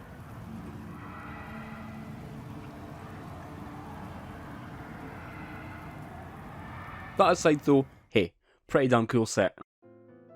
Well, we've discussed the armour worn by the big scary enemies from Demon Souls, and now it's high time we did the same for Dark Souls 1. It's the Black Knight Set. Folks, we all remember our trepidatious early forays through the Undead Burg and the Undead Parish, not quite understanding the game's mechanics, not exactly sure where the hell we were going, and in a constant state of alarm due to all the rats, hollows, crossbow bolts and flaming barrels coming directly our way, because back then, compared to most games many of us had played, enemies hit pretty damn hard. But then you take a turn down these stairs leading to a tunnel where a lone knight stands facing directly away from you, a knight who is far larger, darker and scarier than anything you have seen thus far, a Black Knight. Yes indeed, you encounter Black Knights in key locations all throughout Lordran, always on their own and always posing a challenge, wielding either a Black Knight sword, greatsword, halberd or great axe. Just like with the Blue-Eyed Knight set though, you can hack, slash and slam them all you want, but all they'll drop are a colourful assortment of titanite chunks and occasionally their weapon. After you offer all 4 Lord Souls into the Lord Vessel though, the Kiln of the First Flame becomes accessible, for the first time giving you an inexhaustible supply of Black Knights to farm, and more importantly, their very own set is lying at the end of a scorched walkway. As for Dark Souls 2, no Black Knights or Black Knight armour here, though you can get their weapons. In fact, you can get all their weapons as drops from these dumb monkey things. I have no idea why. As with many things from Dark Souls 1 though, this legendary enemy and their set would make a return for Dark Souls 3, where again they can be found dotted throughout the land, again always on their own, up until you reach the dark version of Firelink Shrine in Untended Graves, where just as in the Kiln of the First Flame, there's a bunch of them, making for a perfect farming spot, because the whole set can't just be easily picked up in this game.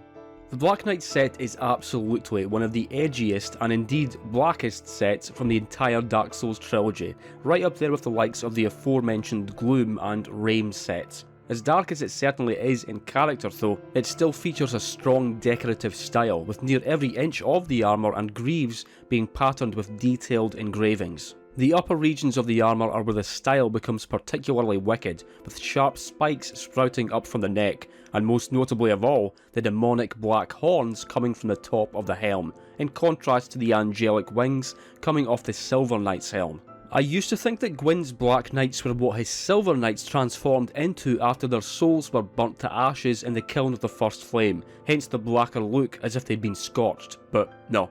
Don't know why I ever thought this, because it's clearly horse shit. Why would the designs of the armour be completely changed by this, and why would the knight's choices of weapon change from straight sword and spear to great sword and great axe, etc. Also, the description for the Silver Knight's armour explicitly states that Gwyn split his knights into 2 groups, and even more also, the item description for each of the weapons says they were wielded when facing chaos demons, so it's clear that these were always a separate class of knight, trained and armed for fighting against the monstrosities born from the bed of chaos. And who better to accompany Gwyn as he'd attempt to control a different sort of flame. Lore misunderstandings aside though, the Black Knight set is very important to the story and history of the world of Dark Souls. It's why the very last level in the game is filled with Black Knights, and why it's the very last armour set you find before the final fight with Gwyn. And on any playthrough, regardless of what I might be wearing when I enter the kiln, when I face Lord Gwyn at the end, I'm always wearing the Black Knight set, before cheesing him with a Hornet's Ring and a target shield. Don't judge me. Come on, you didn't think I was going to leave out this Silver Knight set, did you? Of course not, because even if the Black Knight and Silver Knight sets are quite comparable, they are both incredibly stylish and cool. Unlike the Black Knight set, which you can clap eyes on within the first half hour or so of your playthrough, it takes a while till you catch sight of any Silver Knights, with them solely being found in Anor Londo. They don't appear anywhere else in the game, though an army of them does appear in the game's intro cutscene, standing solidly and silverly behind the great Lord Gwyn. Silverly? Ugh. As far as how you get a hold of their armour, it's the same sort of deal to the Black Knight armour, where you can just pick up the full set and the level they appear in, on the lower level of the room with all the mounted drake heads. Again, no Dark Souls 2 appearance, and furthermore you can't even get their weapons in the second game. There's not even a sniff of Silver Knights in Drangleic, though as ever, Dark Souls 3 would save us all by bringing them back. In fact, it brought back the whole of Anor Londo. Sure, why not? Thanks, Dark Souls 3. It feels good to be back. Strong I am. Not anymore, you're fucking dead, dumbass. The entire Silver Knight set can be farmed right here though. Took me quite a while too, because the drop rates are low, and inevitably that annoying thing of getting multiples of the same piece made the whole experience a bit aggravating, but wasn't all that bad, and there is a bonfire nearby. Just like in Dark Souls 1, the Silver Knights only appear in Anor Londo, but with a single exception this time, that being Silver Knight Ledo, who you can fight in the Ringed City. Though unlike every other Silver Knight who wields a sword, spear or greatbow, Ledo uses his Great Hammer, which happens to be the single heaviest weapon in the entire game. The Silver Knight set is essentially a far brighter version of the Black Knight set, both in character and colour, which makes perfect sense too, because whilst the Black Knights would be out doing battle against monsters and demons, the Silver Knights were tasked with hanging back in Anor Londo to defend it against any and all invaders, serving as the penultimate line of defence before Ornstein and Smough, all of whom guard Princess Guinevere, daughter of... I'll be back in a second. Just got to pop to the bathroom.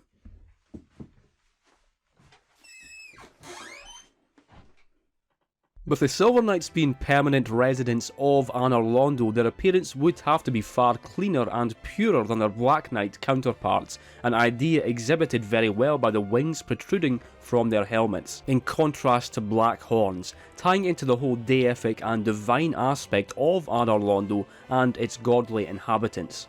You can see a Silver Knight preparing to do battle against a dragon in the game's intro cutscene though, so it's clear that they were used more offensively at one point, at least until the arch-dragon threat was dealt with, though long after Anor Londo would fall to ruin after the events of the first Dark Souls, Silver Knights would remain in the castle, hence their continued presence here in the third game.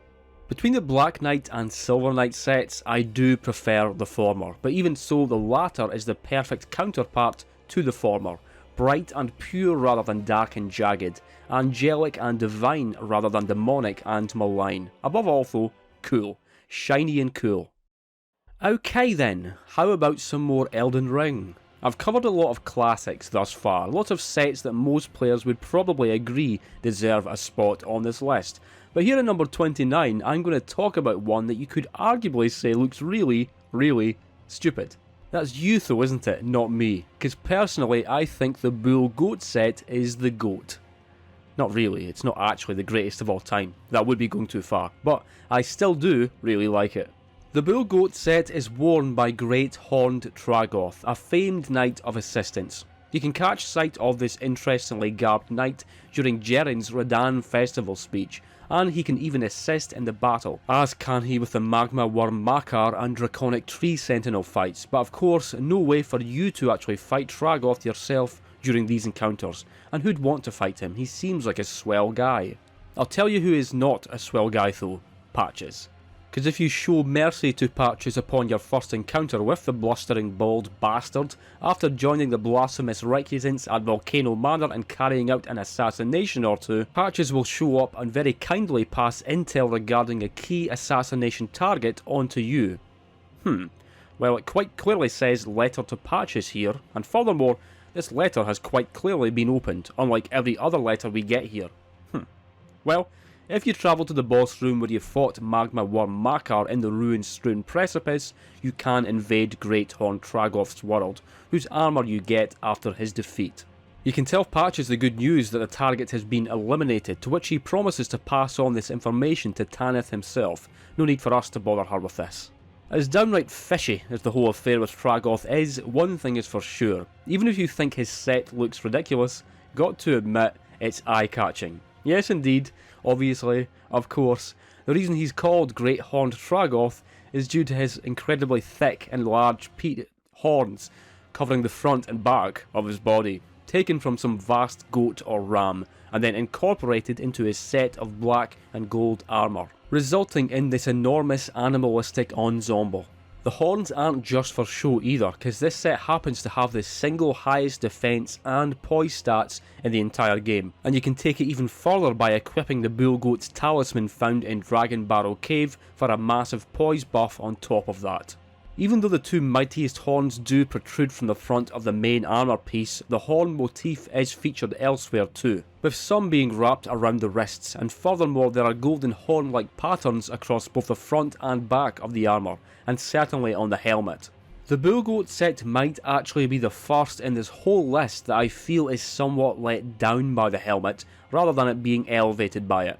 Its front portion mimics the form of a face, which I usually like, but I just don't think it looks all that great here. Not a big fan of the bubbly metallic beard. And furthermore, it looks like there's a hard cock coming out of the top of the helmet. I'm going to look like a right dickhead walking about with this helmet on, aren't I? Even bloody well so, I love the massive thick horn design so much that I'm willing to look past the head panis. And the black and gold colour scheme of the rest of the set also looks superb. It's like a bulkier version of Malekith's set. I spoke about a few lighter sets that featured in Elden Ring, but now it's time to showcase one from Dark Souls. Dark Souls 2. It's the Dragon Acolyte Set. Aldia's Keep is a strange place. A fucked up centre of cyclopean ogres, acid-dwelling dogs, and an assortment of mimics and monstrosities dangling from darkly lit cages. All of which make it abundantly clear that Aldia, the older brother of King Vendrick, was a twisted individual who dabbled in all manner of twisted shit. Though he did not do it alone, because throughout his keep, and most notably hidden behind a couple of large portraits, are his dragon acolytes. As with several Dark Souls 2 sets, had to do a good bit of farming here. I initially expected it to be quite obnoxious, what with the whole despawning thing that I've already covered, not to mention that there aren't that many dragon acolytes in the keep, but surprisingly it didn't take all that long. And I had already gotten lucky with one of them dropping their mask on an earlier playthrough, and let's face it, unintended. The mask is the highlight here. Mind you, let's not disregard the rest of the set, this strange pale garb fitted and equipped for conducting unspeakable rituals. In fact, you can see various tools and pouches strung along the waist, holding various implements of experimentation and dissection. Processes which inevitably involve the spilling of vast quantities of blood. The item descriptions for the various pieces specifically mention that the boots were designed for the acolyte to not slip on the blood, and that the white robes and gauntlets were fashioned so as to bear the brunt of the sacrifice's gushing life fluid. It's all very grisly and occult, with a dispassionate medical twist, with the acolytes' faces always hidden behind their nebulous orange masks. The mask is definitely one of the coolest headpieces in Dark Souls 2, and a favourite amongst Fashion Souls aficionados. I guess the closest thing to it is the Silver Tear mask from Elden Ring, though whereas the latter is constantly shifting and flowing, the former is still, with a terrible glaring eye staring out from the front, even further dehumanising the human staring out from within. But you know what? Dragon Acolyte? Ha! More like Dragon Akashite, because I'm all about that Dragonrider set. Like the Dragon Akashite set, the Dragonrider set is exclusive to Dark Souls 2. In fact, the Dragonrider himself can actually be your very first boss if you initially head over to Heide's Tower of Flame instead of going the Forest of Fallen Giants route. And for as basic and easy a boss as it is, I like it. Same as when you fight a pair of them much later in Dranglake Castle, always armed with their signature great shield, bow or halberd, though interestingly, you yourself can get a hold of the Dragonrider Twin Blade, which no in-game Dragonrider actually uses. And the only piece of Dragonrider gear that would manage to make it onto Dark Souls 3 would be the bow. As for the set though, well, until very recently I had no idea you can even get it for yourself. I thought it was like the blue-eyed knight armour in the original Demon Souls, because unlike most other boss armours, which you can buy from Maulin the Armourer, he never sells this one. To get this set, you need to have beaten the twin Dragon Riders in the castle and be on New Game Plus, or at least have used a bonfire ascetic at the first part of the Iron Keep, and only then does Magarold here have it in stock, setting you back a total of 36k souls. I said how much I enjoyed the Dragonrider bosses, but I'll hold my hands up and admit that if they didn't look so gosh darn cool with that fine ass armour, I probably wouldn't be so keen on them. Lord Gwyn's Royal Guard were the Black and Silver Knights, but Vendrick's were the Dragon Riders, so called because of the dragons that they rode. Worms, to be precise, though even though there are a few dragons in Dark Souls 2, you don't see any actual dragon riding hijinks, which is a bit of a shame. We'd have to wait until Dark Souls 3 to see that. Worm or no though, and all joking aside, I legitimately do think this is one of the all-time greatest Soulsborne armour sets. Seriously, even though I'm not doing a ranking here, this set is in my top 5. I love armour that makes you look like a freaking tank when you're wearing it, much like some other sets I've already covered, but compared to all those, the Dragonrider's tones down the excessiveness in its size just a bit to allow for more elegance in its design. Complete with a dark red coloration, complemented by regal engravings and inlays of silver and dark, leggings composed nearly entirely of chainmail, and a helm boasting 2 horns, not side by side as is the case with the Black Knights, but a large one coming out of the top with a smaller one coming out from between the eye holes. The Dragonrider set is big and bulky with a super appealing colour scheme and one of the all-time sickest helmets. I love it. I'd like to return to Elden Ring now to talk about the Fingerprint Set, originally worn by a Knight of the Round Table, Vike. The first place you encounter Vike is as an invading phantom in Liurnia, near the Church of Inhibition, where he appears as festering Fingerprint Vike, who uses a troublesome variety of frenzy-based incantations, not to mention the Frenzy Flame Thrust Ash of War from his singed and blistered war spear. He drops his weapon upon being defeated here, as well as his eye. But no set. If you challenge him at the Lord Contender's Everjail on the mountaintops of the Giants, however, he appears as Round Table Knight Vike, and here he uses a variety of lightning attacks instead of the frenzy nonsense from before. Really great fight actually, and what makes it even greater is that he drops the Fingerprint Set this time round. Thing is, for the most part this is a very conventional looking set. It doesn't even look all that dissimilar to your basic knight armour, though the dark tattered cape certainly does a lot for the... excuse me, do you mind? We're trying to shoot a video here. Thank you, arsehole. Obviously though, just as the most noteworthy aspect of the Ringed Knight set from Dark Souls 3 was the ring, the main feature of the Fingerprint set is the ghastly fingerprints, which was scorched into the main armour piece and helm by the 3 fingers down in the Frenzied Flame prescription. We can of course have the same thing done to us, though got to be naked when we do it, whereas Vike's imprint was straight up just done through his armour. Regardless, it clearly still had the desired effect of imbuing him with the flame of frenzy, hence his fighting style as festering Fingerprint Vike. Vike actually has an extremely similar story to the Tarnished that we play as, himself having come closer than any other Tarnished at becoming Elden Lord before, without warning, he abandoned his journey to instead meet with the 3 fingers, presumably at the behest of Shabriri, the most reviled man in history, a man who also attempts to lure us to do the same, an act which would spare the life of millennia, but which would in turn doom the world to an eternity of chaos and incineration. I like a weapon or spell or set of armour that tells a story with its appearance, and the Fingerprint Set does just that. The story of another hero who should have become Elden Lord, but instead, for one reason or another, chose the path of chaos, a path initiated with 3 burning, singeing fingerprints.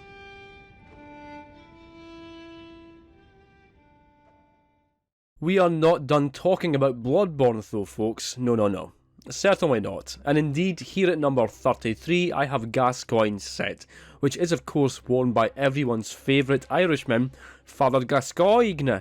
No hoops to jump through or enemies needing farmed for this get-up. All you need to do is defeat the good father at the Tomb of Odin, after which it can be purchased with a handful, or should I say headful, of insight over in the Hunter's Dream. I've selected a good mixture of stuff for my list here, because there's simply a superb variety of different sets to showcase and discuss from these games. I like going from talking about the Dragon Acolyte Set 1 minute to talking about the Dragonrider Set the next, but in a way, Gascoigne's Set might just be one of the most unique sets here in that it is very much understated. There is no joy or colour in its design, but rather just different shades of black with a bit of grey. I have featured other dark sets in this video, especially the like of the Iron Dragonslayers and Raime sets, but as pure black as they were, you sure as shit can't call them subtle or understated, and nor are they supposed to be. Gascoigne's set, on the other hand, is fairly simple, featuring black trousers, a lightly armoured vest, a black shawl, and most stylishly of all as far as I'm concerned, a black flat brim cap. I suppose the most unusual aspect of the set is the gloves, which, although themselves being black, are also covered in bandages, a familiar aesthetic in Bloodborne. In fact, Gascoigne's own eyes are bandaged, rendering him conventionally blind. What might initially look like a simple scarf is actually the tattered remains of a shawl of the Healing Church. However, even though you might assume Father Gascoigne is a member of the Healing Church's clergy, perhaps of a lower rank to the likes of Vicar Amelia, this is not the case. In fact, there is no such rank of father in the Healing Church, and though he was once one of its hunters, Gascoigne would later leave the church before eventually succumbing to the bestial thirst for the sweet blood, losing his mind and slaughtering his wife Viola in a violent frenzy during one of his episodes. Episodes that only the bright tones from the tiny music box had previously been able to lull him from. There are a couple of other sets in Bloodborne that somewhat resemble Gascoigne's garb, but I think his has this uniquely, and again I'll use this word, understated and ominous power to it, much of which admittedly is due to the fantastic and tragic character who originally wears the set.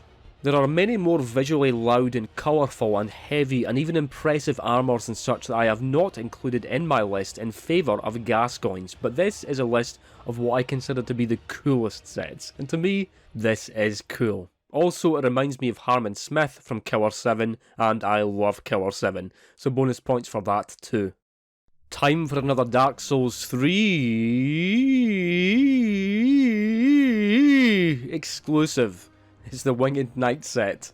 Although there are a few DS3 sets on this list that I absolutely had to farm for, thankfully the Winged Knight set wasn't among them. There really aren't all that many of these enemies in the game. In fact, there's just one in the High Wall of Lothric and a couple in Lothric Castle. And then of course you have the 3 ascended ones at the top of the Grand Archives, but none of them actually drop their armour. For that, just gotta bust through the illusory wall up where the twin axe wielding one jumps down from, and then grab the full set from the corpse directly in front of a beautiful painting of a Winged Knight. Reminds me of the painting of Nashandra in Drangleic Castle in Dark Souls 2 that curses you when you stand near it, though thankfully this one does not curse you. I know I only just got talking about the virtues of the quiet blackness of Gascoigne's set, but at the other end of the spectrum, how about this bulky round hunk of cold winged steel and blue cloth, which features one of the most disturbing helm designs of any Fromsoft game. And it really is the theme of this set that's central to why I like it so much. It's the angelic aspect combined with a cruel and frightening twist. In a few of my other videos, especially my retrospectives on the Blasphemous games, I've spoken about how uniquely compelling it is when heavenly and angelic themes are combined with horror and malevolence. When you take concepts and beings which are traditionally depicted as appearing pure and beautiful and benevolent and twist them into something meaner. It's one of the reasons the horror of Alex Kister's Mandela catalogue series is so effective. Dark Souls 3 plays on this theme elsewhere too, like with the angels in the Dreg Heap. These shrieking winged monstrosities who attack you with holy beams of light and shower you in angelic feathers which, rather than healing or blessing you, causes curse build-up. I find it uniquely interesting on a special level, and it applies to the Winged Knight set too. Instead of serving Prince Lothric, these knights allied themselves to the angels, one of whom visited the maiden Gertrude, whose corpse you can find in a cage suspended from the top of the Grand Archives, a cage littered with feathers. You'd expect the servants of actual angels to themselves appear reasonably pure and angelic, perhaps wearing something akin to the Silver Knight set or even the Lothric Knight set, but instead, the armour looks almost bloated, and the helm features an unnerving steel grin. There's nothing angelic about it at all, though I suppose if the angel that visited Gertrude looked anything remotely close to the kind we see in the Dreg Heap, it's understandable why its servants should be so monstrous in their appearance. Mind you, there is a set of wings coming out of the back, but these are very small and purely decorative, which is not something you can say about the Ascended Winged Knights, who I think are one of the coolest looking enemies of any Dark Souls game, being larger in size than the regular variants, wearing golden armour instead of iron, and having full sets of feathery wings, with which they can hover to respectable heights for special attacks. The tragedy with these boys though is that you cannot get their set for yourself, and that does not make me glad, it makes me sad. Even so, I still do consider this to be a top tier set. And now let's move from one chunky boy onto another, with Haligtree Set. Of course we need to talk about Haligtree Set. Another special one too, because just like the Elite Knight set, it appears in all 3 Dark Souls games. I spoke about those early Black Knight experiences for new Dark Souls players, but an encounter which is arguably even more terrifying is when you first meet Haligtree, who's chilling down in the Watchtower basement, which connects the Undead Burg to the Undead Parish and Darkroot Basin, and the reason he's so damn terrifying is that he can do this. Mind you, even if you manage to kill him here, no set for you, though he does drop the insanely powerful Havel's Ring, which they would also bring back for Dark Souls 3, except it's way worse in that game. Through an illusory wall situated behind a fireplace in Anor Londo Castle, Havel's entire set, weapon and shield can be picked up from 4 chests, but what's in this chest? In Dark Souls 2, Havel makes another couple of appearances, though both are utterly obnoxious. The one which appears as a phantom in one of the Dark Chasms of old, and the other fought as ancient soldier Varg in the unforgivably terrible Gank Squad boss fight. But Havel's set can be retrieved from behind a locked door in the gutter after you get the forgotten key from the Black Gulch. Dark Souls 3's Havel appearance is certainly the grandest, with him standing over the corpse of a wyvern in Archdragon Peak, and after he's been defeated, his set can be picked up at the spot where the stray demon was stomping around above Farron Keep. Above all, Havel's set is known for one thing, and that is being insanely heavy and sturdy. In fact, you could argue that it was too sturdy for its own good back in Dark Souls 1, specifically in the PvP scene. Who could forget all those annoying little fuckers who would just stick on Havel's armour with Havel's ring and spam Darkbead? Cool, guess I'll just die then. GG no re. But heck, as the item descriptions say, the armour was literally carved from solid rock. In fact, Havel himself was known as Havel the Rock, though perhaps even more notoriously than that was his choice of weapon. An enormous tooth torn from an everlasting dragon, and his placement in Archdragon Peak here strongly implies that it was he who killed this wyvern. Mind you, although I named a few iterations of Havel there from the 3 games, obviously they're not all the original dude. Seems like the guy at the bottom of the Watchtower in Dark Souls 1 was the man himself, as implied by the Watchtower key description. Whereas I assume everyone else we see are simply Havel's warriors who fought in his same style, kinda similarly to how we see someone wearing Ornstein's armour in Dark Souls 2. Then again, I'm no Havel expert, go watch Hawkshaw's videos on the subject, he's got 2 hours of material there for you. But watch my video first please. Please. The armour is described as being carved from a rock, and yes, it looks like it too. Unlike lots of other heavy sets I've covered, like Smough's, the Fire Prelates, and the Winged Knights, there are no grand crests, colours or ornate patterns featured here. You've simply got grooved grey rock. In fact, the only additional adornment to be found throughout the whole set is the presence of chains wrapped around the gauntlets and leggings. Though even these would likely be for additional protection rather than being there to look pretty. Gotta say though, the helm is very stylish in its own way, featuring a solid stone thing here instead of a traditional knight's tassel. You've got some Dark Souls sets which are legendary for how stylish they look, but Havel's set is legendary for its toughness. It is big, heavy, and grey. Let's take another trip to the lands between for number 36. In fact, let's travel north of the mainland to Miquella's Haligtree. This is the Haligtree Knight Set. Now, there are quite a few variations of Knight sets in this game, with their appearances differing depending on which region they are based in, and they all look great. But rather than me just picking all of them, I wanted to feature my favourite, and that is the Haligtree Knight Set, of course worn by Haligtree Knights found in Elfale. I had to farm for it too, and although it only took about half an hour-ish, it was quite difficult. Elfale is not an easy level at all, and it's made even more difficult with the putrid avatars situated around the place, especially this one here, standing sentinel in between a pair of Haligtree Knights. In fact, I don't think I've ever bothered to actually beat this specific one before now, because it's just not a fun experience. I do enjoy fighting Erdtree avatars, but the putrid ones aren't so fun with how much you need to keep running away to avoid this scarlet rot. And then when you do run away, they'll sometimes just break and repeatedly spam their annoying golden laser attack where you just can't fucking do anything. Thankfully though, this one doesn't respawn after being nailed, and so I farmed these two fuckboys by its side for every piece of their set. Really awesome enemy, by the way. Like I said, every Knight set has its own aesthetic, featuring different colour schemes, crests and decorations. A few of them have tassels of different colour, but the Leyndell Knights stand out quite a bit due to the golden half-disc sprouting from their helms, meant to represent the Erdtree. Looks pretty cool. The Haligtree set, however, is the most special in my view. The helm doesn't feature a bright tassel or disc, but rather a simple crown of unalloyed gold, and the crest of the Haligtree is emblazoned across the white cape and left breast of the armour to represent the tree which, although it was watered with Miquella's own blood, never grew to the golden height of its rival across the sea. I don't really have much more to say about this set, to be honest. I just think it looks excellent, with a different, quieter and more compelling sort of grace to its design compared to the other Knight sets.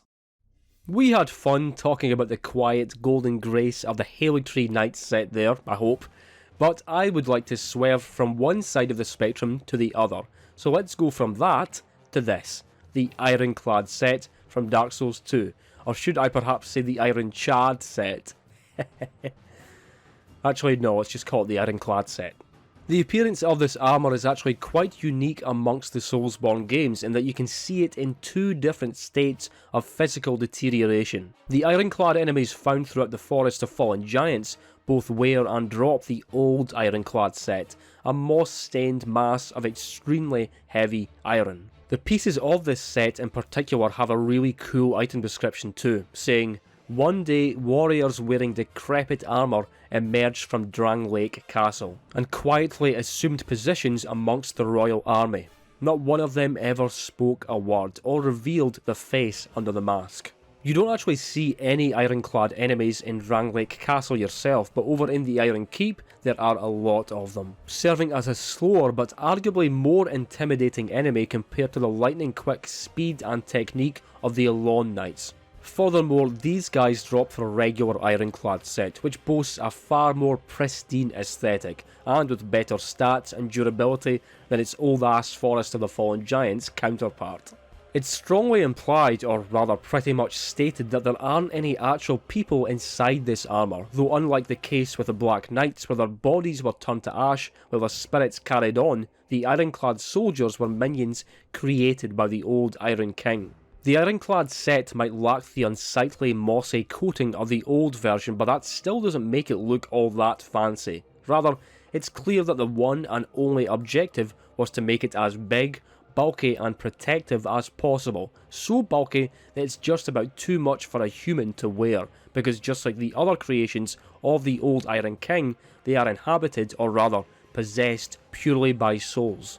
As brutal and intimidating as the front of the armour is though, that's hardly what the Ironclad set is known for, because we also have the rear section, which is the thickest part of the whole ensemble, being shaped like a turtle shell to provide excellent protection against rear attacks. In fact, both you and the Ironclad enemies are totally immune to backstabs when wearing the chest piece. Really cool example of an armour's visual design also having a notable effect on gameplay. Another reason the Ironclad set is so damn cool, however, is that it looks very similar to what's worn by the character Bezuzo in the Berserk manga, with the addition of the turtle section of course. This wouldn't be the only homage to this character, if indeed these are homages and not just coincidences, because in Dark Souls 3 there's also the Executioner set, worn by Horus the Hushed, which has much the same aesthetic, though I prefer the Ironclad myself. It's just that bit more outrageously bulky. Enough! That's enough chattering about heavy armour for now. Let's pay another visit to Yharnam, or rather, Yahar'gul!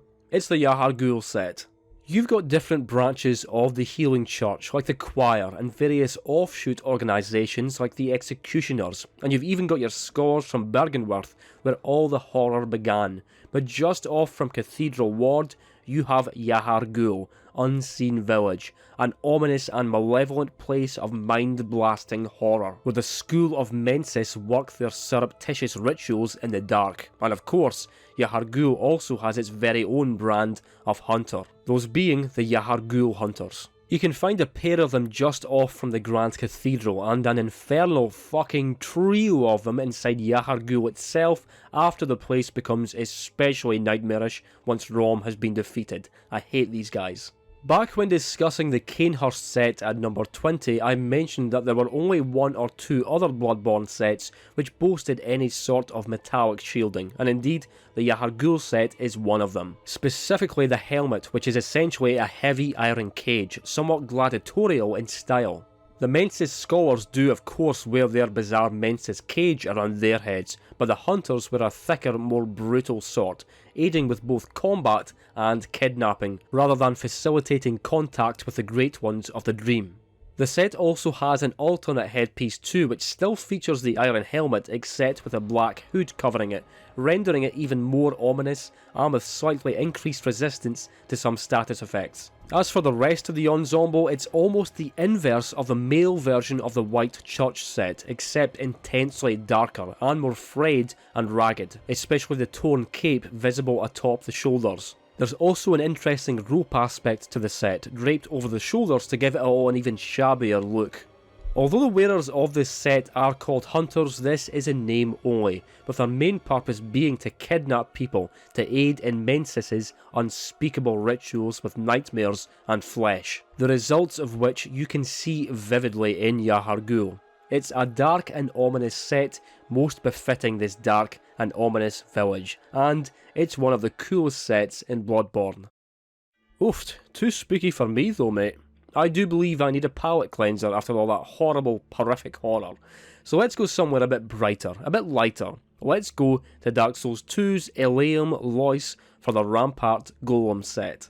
For as much criticism as you can throw at Dark Souls 2's base game, even many of its detractors do admit that the 3 DLCs are significantly better in pretty much every way. Yes, the DLCs do, without exaggeration, each contain the worst levels in all of Soulsborne, but that aside, everything else is pretty fucking great. As far as enemies, you will be fighting a lot of soldier type dudes which are given palette, equipment and moveset swaps based on the prevailing element of the DLC, which in the case of the Crown of the Ivory King is ice. These enemies aren't all that interesting to fight or look at, but they're fine I guess. However, as you pass further through this frigid forsaken place, you will encounter the Rampart Golems, who are much bigger, buffer and more attractive. As in, I like their armour set. So let's farm it. Y'all know the dealio by now. It's Dark Souls 2, so farming can be a real bitch. But thankfully, there's a good spot right by the bonfire which leads to the level which shall not be named. And there are 3 golems quite close by. Took around 25 minutes for me to get the full set. And thankfully I managed to get every piece before any of these guys despawned. You know what's cool? Ice. The ice aesthetic. And more so than any other set from any other Fromsoft game, the Rampart Golem set delivers that aesthetic. That's not to say that every piece of the armour is literally made of ice, but it's largely encased in it, giving the metal beneath a uniquely frosty aesthetic. In fact, it kind of looks like Ornstein's armour if you left it in the freezer for a few days. The Rampart Golem set's uniquely bright colour makes it perfect for mixing and matching with other sets, because usually when just passing through the level, I'd naturally get at least one piece of their armour to drop, but this is the first time I actually sat and farmed for the whole shebang, and it was well worth it. You really do look like a badass Ice Knight with it on, and that's in large part to the helmet in particular, which is made up of shards of hard ice formed on top of cold steel. Also, I know we're not talking about shields in this video, but the Rampart Golem shield is also cool as fuck, which, unlike the armour, seems to be entirely composed of ice, which is great up until you notice that it has 5 durability. Anyway, cool set. Armour set number 40 happens to be one worn by one of my absolute favourite enemies from Dark Souls 3, and certainly one of my all-time favourite knights. It is the Cathedral Knight Set. You first see these ironclad behemoths stalking the murky halls and chapels of the Cathedral of the Deep, usually flanked or surrounded by thralls and deacons, you know, all that shit no one likes. The Cathedral Knights are different though, being big, heavy and extremely powerful with wide, wild attacks from their maces and greatswords. The only other place they are to be found is in the Consumed King's Garden, where instead of being immersed and surrounded by the sludge of the deep, they guard the toxified grounds leading to King Osiros. Got another case here where farming is required. There are a couple of decent spots for this, but I just went back and forth from Osiros' boss arena out to the garden, and it took about 25 minutes for every piece to eventually drop.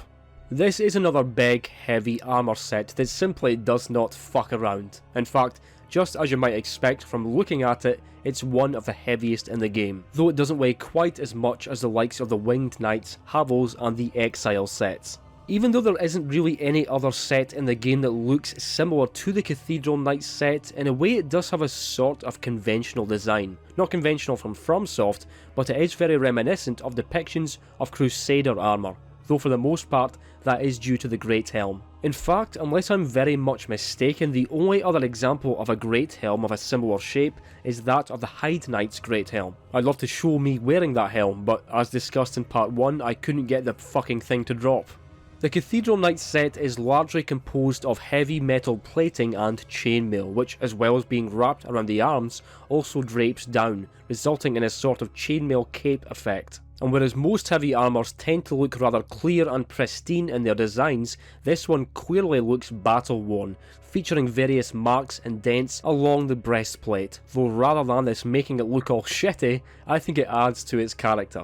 There is an unfortunate aspect to the set though, that being that the armour the Cathedral Knight enemies wear looks way fucking cooler than the set we get, featuring bright blue robes over the legs and a far more striking black and gold colour scheme instead of the duller silvery one we get, being present on both the main armour and the helmet. Really no idea why the version we get is so much less impressive than what the enemies get, but even so, I love it and I think it's more than cool enough to earn a spot on my list.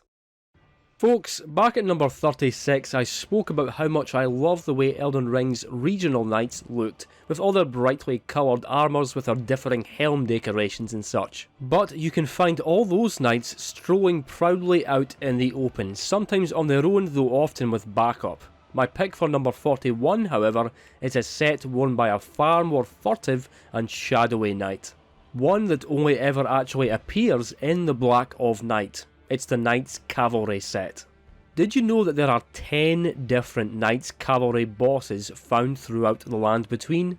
You can be forgiven for not knowing, because as implied by the name, they only ever appear at night, meaning many of them are all too easily missable, largely because most of the time when you're out exploring, it's not nighttime. The first one you're likely to encounter is in green, grassy Limgrave, over on the bridge just before the lead up to Storm Hill, where you will discover that not only do these enemies only appear at night, but just like the Erdtree and Draconic Tree Sentinels, they are always to be found riding horses. Though unlike those two bosses, these guys can be knocked off their horses. The Knight's Cavalry do tend to drop worthwhile rewards after being defeated, but if you want their set, got to head all the way over to everyone's favourite sub-region, the consecrated snowfields, where at night you will see a carriage being hauled by a pair of snowy trolls, flanked by a large retinue of pages and nobles, and most notably of all, a pair of Knight's Cavalry.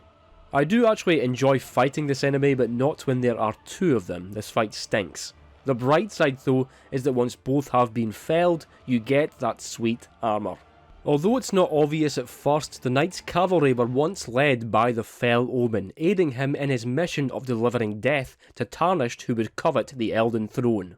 After Margit has been defeated, he even says, "Cower in fear of the night. The hands of the fell Omen shall brook thee." Presumably referencing his cavalry, though in the current age they have all been scattered across the land in odd places, much like the Crucible Knights who once served the fell Omen's father, Lord Godfrey. The Knight's Cavalry set is essentially what you get if you cross a Knight Set variant with the Black Knife Set. It's not without decoration and adornment, but near all of that adornment is of the purest black, from the bushy helmet tassel to the flowing black cape. I guess the only thing that is not black is the lighter chain necklace of sorts, and the subtle splatters of dried blood from victims. The cutaway of the helm's visor is more slanted than horizontal like your more traditional knight sets, so as to give it an especially malevolent aura. And unlike traditional knight's gloves, these ones are pointed at the fingertips. All this is clearly supposed to inspire terror in would-be champions, and hell, it does work. This kind of stop you in your tracks when you're out roaming at night and you see one of these darkly armoured knights patrolling some remote area. As an aside though, I do wish Elden Ring would let you customise Torrent. The war horses rode by the Erdtree Sentinel, the malformed Dragon Sentinel, Loretta and absolutely the Knight's Cavalry all look so cool in their unique armour and robes, whereas all we have is goofy ass Torrent here with his dumb cow horns.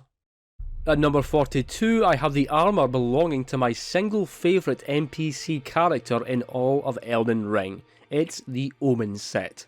The Omen Set is actually one of the very first armours you even see, with it showing up in the intro sequence introducing the main characters, worn by the loathsome Dung Eater, a twisted psychopathic murderer and defiler of corpses. A defilement which forever prevents the souls of his victims from returning to the Erdtree, the same curse which naturally afflicts the misfortunate ogre-like beings known as the Omens. In fact, Omen horns can literally be seen growing from the seedbed curses cultivated by the Dung Eater, physical manifestations of his loathsome pox. In short, the Dung Eater is an evil cunt.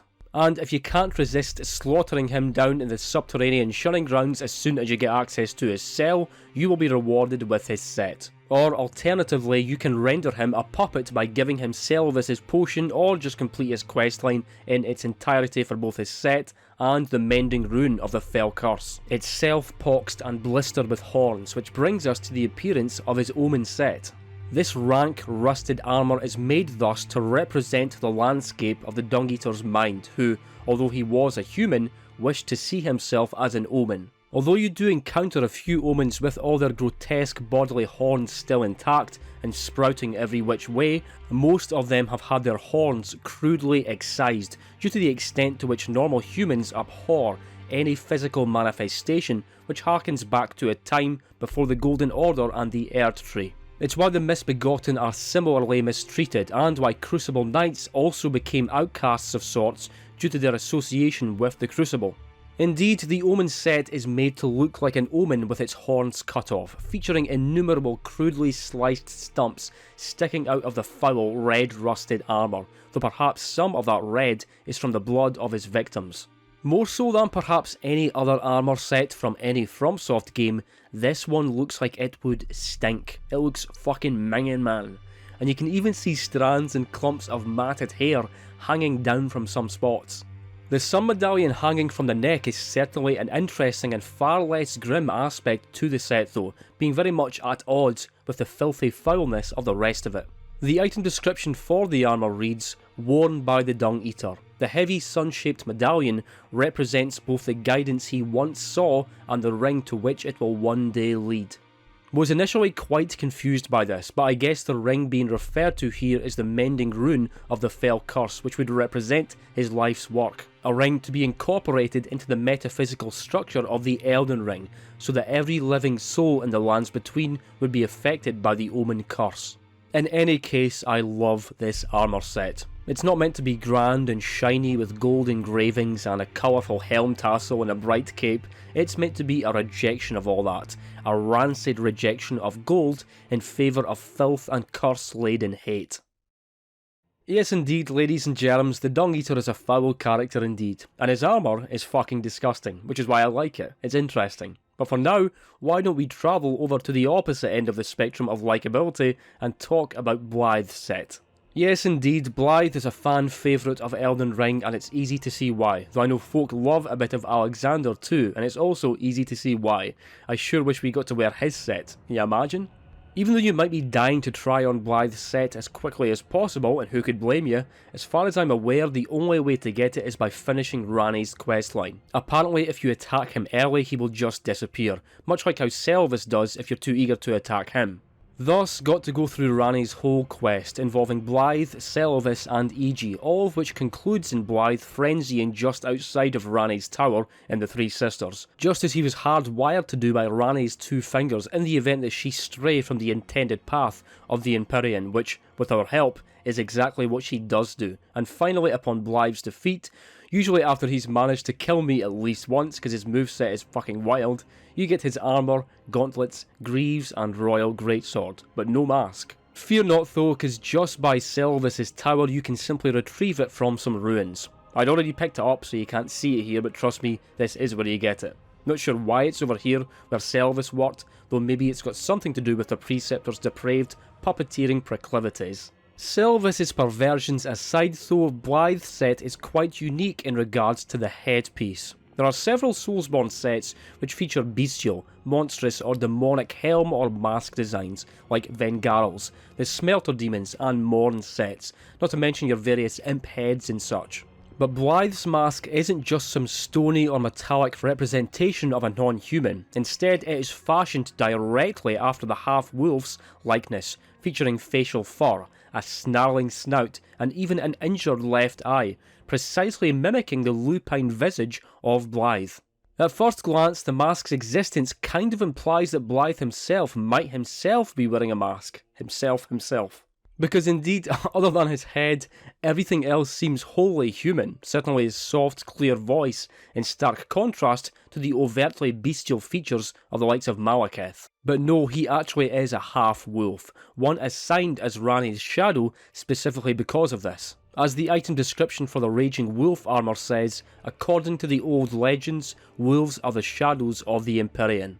For as enjoyable a character as Blaidd certainly is, I know some folk aren't really all that hot on the mask, which I do get, it's a bit much, but I personally like it well enough, and the rest of the set is even better, especially the main armour piece with its long grey wolf pelt cape, which looks fantastic. It's one of the single nicest looking pieces in the game, especially with the additional purple layer near the shoulders.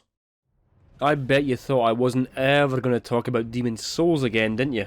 Well, that's correct, I wasn't. This is a fake out. Now on to the next armour set.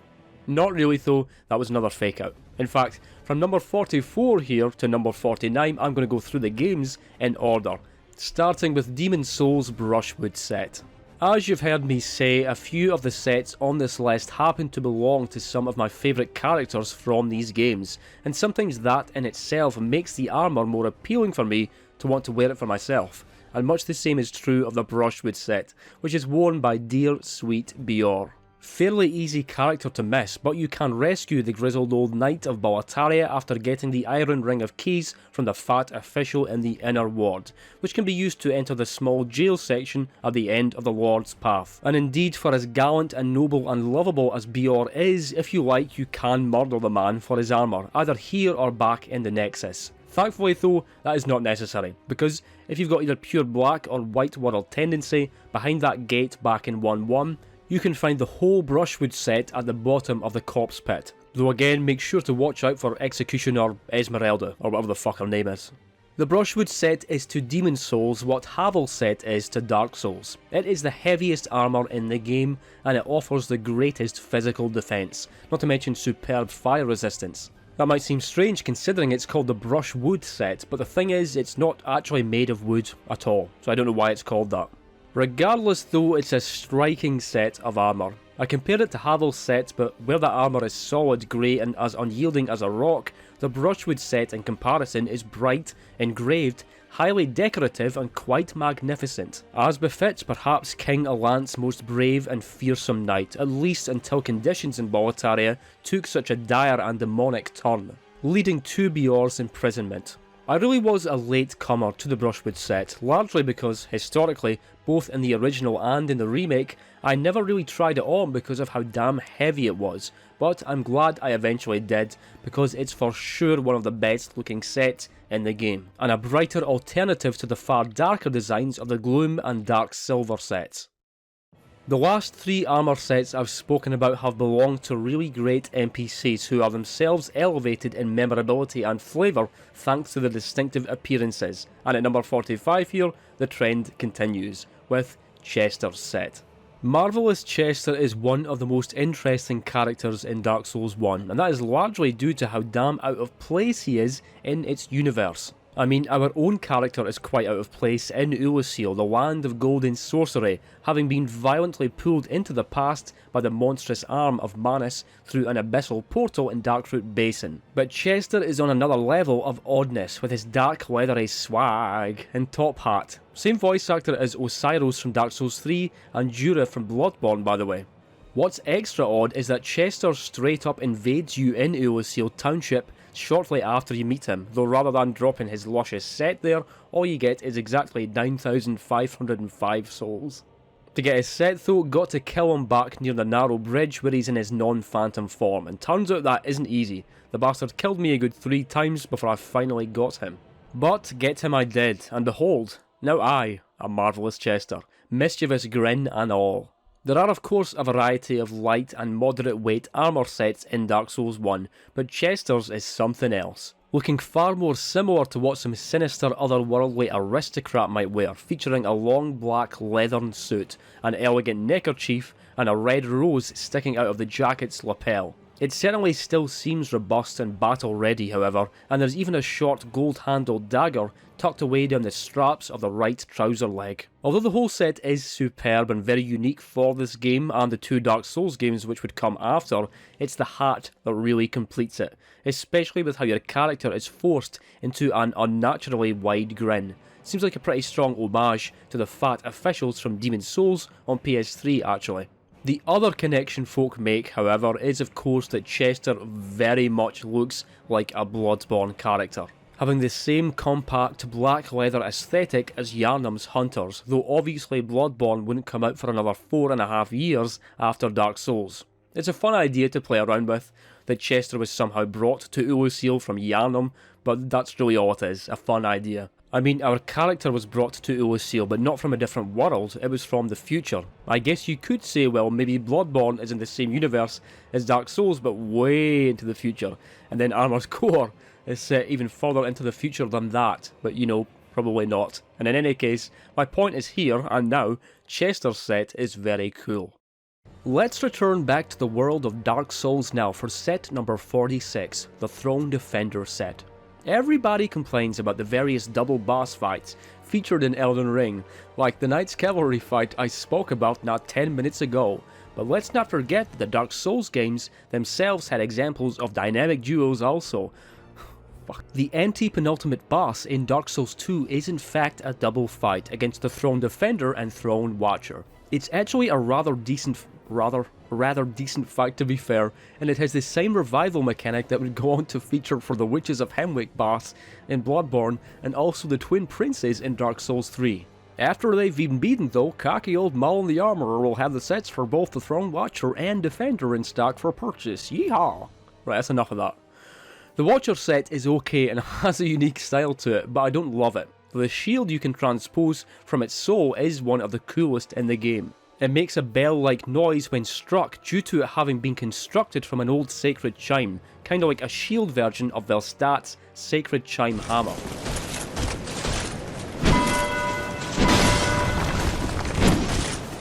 But my pick is for the Throne Defender set, which is far bulkier and a decent bit heavier, though it's not quite as heavy as you might think from looking at it. One thing is for sure though, this is absolutely an armour set with a presentation befitting a Guardian of the Throne. In fact, it looks so outlandishly regal that you could have fooled me into thinking that this is what King Vendrick would have worn, rather than the actual King set which, although still nice, looks far more modest in comparison. Although it's not the most brightly coloured armour on this list, it is extremely grand and decorative, with complex grooves and patterns engraved into the bronze chest piece, greaves and gauntlets, with two long white streams of fabric flowing down from each shoulder, emblazoned with sequences of black glyphs, while on the back there is an even longer, thicker cape with the inverse colour scheme. The helmet is especially noteworthy, having a strange conical shape, but never mind the shape. How about that complimentary thick moustache and modest beard that goes with the helm? Sadly though, just as how a couple of other sets from this list haven't quite lived up to the full magnificence of the enemies they are derived from, the same is true here, with the actual throne defender having a way longer beard. Big dirty beard or not though, top tier armour set. Now on to Dark Souls 3 for number 47 with Morn's Set. Even though it's called Morn's Set, the armour does not belong to anyone named Morn, but instead to Egon of Carim, with Morn being some holy figure, the Archbishop's apostle, who the armour was modelled on. Got to be honest, I don't exactly know what modelled on means, but let's move on. With this being a set belonging to Egon, as you might expect, he is key to getting a hold of it yourself. He cuts an incredibly intimidating figure the way he sits here clad in his holy armour with his absurdly enormous hammer on full display. Seriously, that hammer looks absolutely wild. It's actually quite similar in size and appearance to Brand used by Garl Vinland in Demon's Souls. Has a strength requirement of 50 and a faith requirement of 30 too. Pretty damn steep.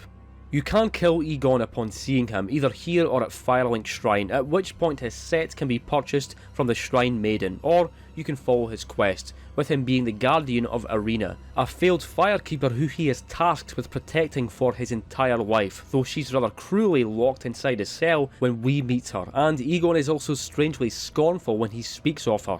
I'll be honest, I usually just fucking forget about these two after the initial meeting. Dark Souls 3's questlines are quite interesting with a lot of really great moments, but goddamn they can be complex, convoluted and sometimes easy to mess up. But usually what happens for me is that Egon just dies on his own somehow, also allowing you to just buy his apparel from the Maiden. And you can even collect his weapon and shield from his corpse, which lies in the same spot where Arena was first locked away. I know I've said this a whole bunch of times now, but for as cool as the set looks, the headpiece in particular is the cherry on the sundae. The helmet is modelled so as to be a perfect likeness to the stone gargoyles found on Morn's Cathedral in Carim. Now that I look at it, it looks rather similar to the imp heads in Elden Ring, the long-tongued version in particular, except obviously this helm is far cooler. Also, I actually quite like Egon as a character, which is not something I can say about Elden Ring's imps. The rest of the set is composed of a unique mineral resembling stone, and indeed the main armour piece and gauntlets do appear particularly stark and stony, with a near complete absence of flourishes, and certainly no presence of unnecessary colour. Though the greaves of all things do feature several grooves and engravings. The whole set's a pretty decent reflection of Egon's own grim and foreboding disposition, and it also does a good job at revealing just a bit more context to the land of Carim. A land which Lautrec and Oswald from Dark Souls 1 were also from. It's a visually powerful set and I like it.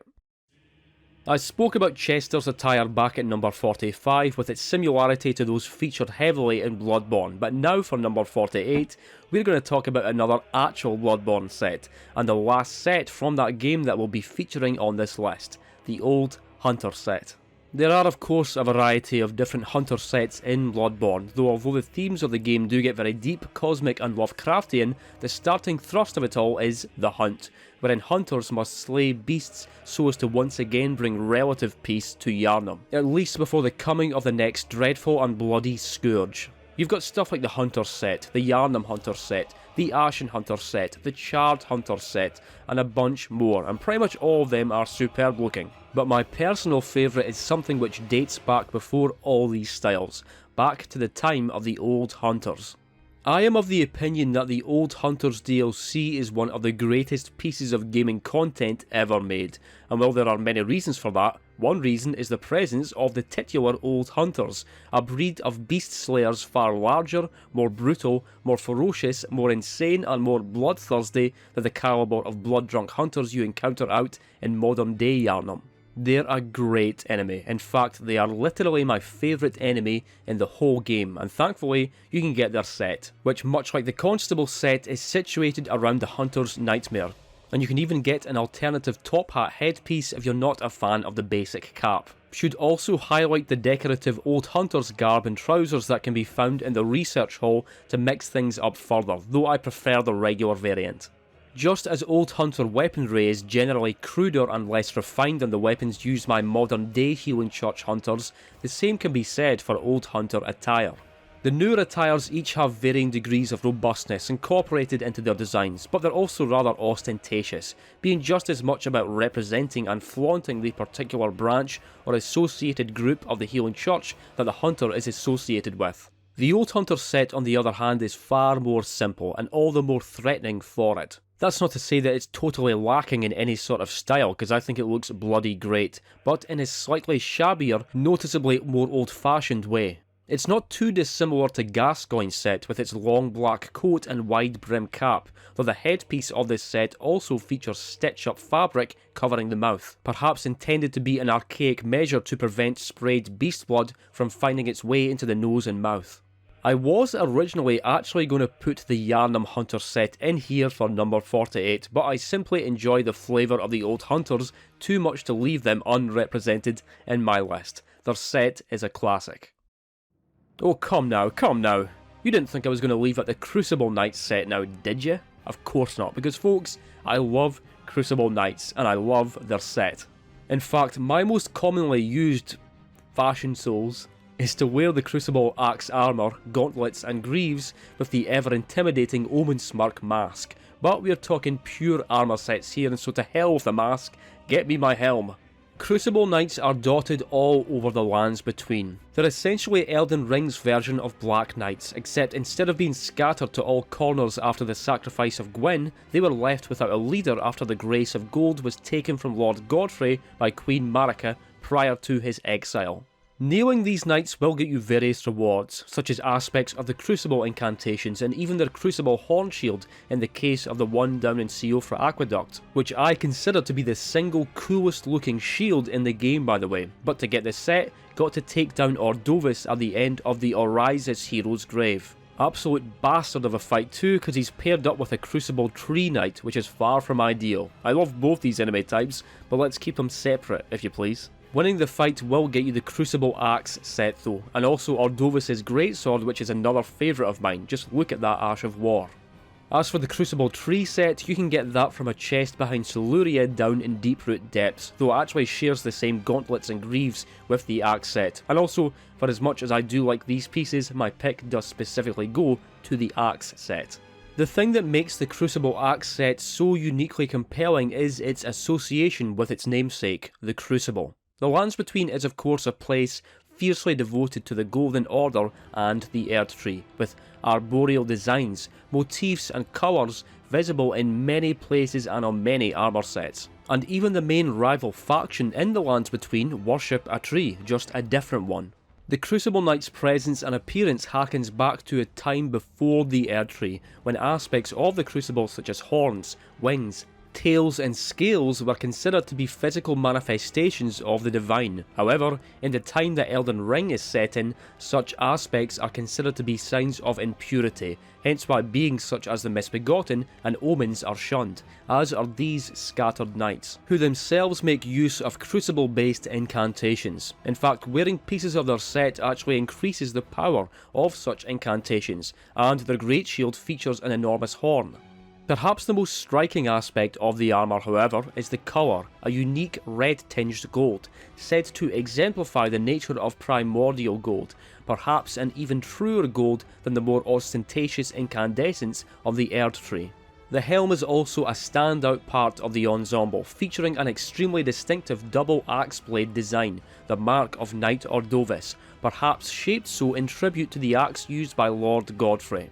Worth noting though that by the time you fight the actual Godfrey at the foot of the Erdtree, his axe has been broken at one side, but when encountered in Golden Spirit form in the Erdtree Sanctuary, you can see his weapon in its original double-sided glory. What more can I say about the Crucible Axe Set, other than it looks superb? It is interesting, captivating and distinctive in colour, ornamentation and importance to the lore. In fact, it might just be my favourite set in the game.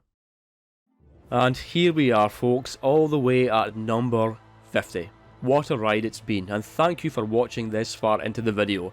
I hope you found it to be a fun time.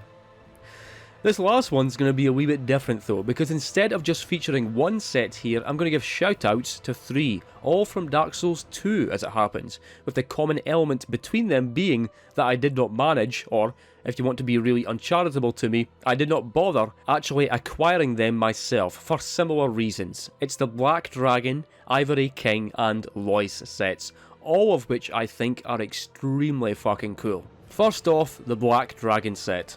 The reason I didn't get this for myself is because the only way to get the full thing is to farm dragon scales, so as to raise your Dragon Remnant's Covenant rank, with 10 being needed for the Dragon Headstone, which transforms your head into the Black Dragon Helm, and then 20 in total being required for the Dragon Torso Stone, which gets you the rest of this transient armour upon it being activated. I could have farmed the Imperfects or the actual Dragon Knights on the Dragon Shrine for these scales, or even tried out some PvP I guess, but for as much time as I spent farming certain other sets on this list, I honestly just didn't fucking feel like going through all this rigmarole too. 20 dragon scales is a lot of dragon scales, and it seemed like it'd take way too long, and again, I just really didn't want to do it. I'm sorry.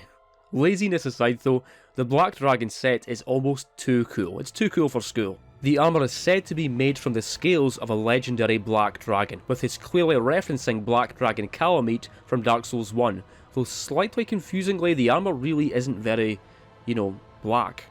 Perhaps it's just a trick of the light, but it's clearly coloured a gleaming gold. Don't get me wrong though, I think it looks all the better for it, very fashionably draconic. You were also able to transform into a sort of dragon humanoid back in Dark Souls 1 of course, but famously it looked kinda goofy and shit, and so barely anyone bothered with it, whereas Dark Souls 2 got it precisely right.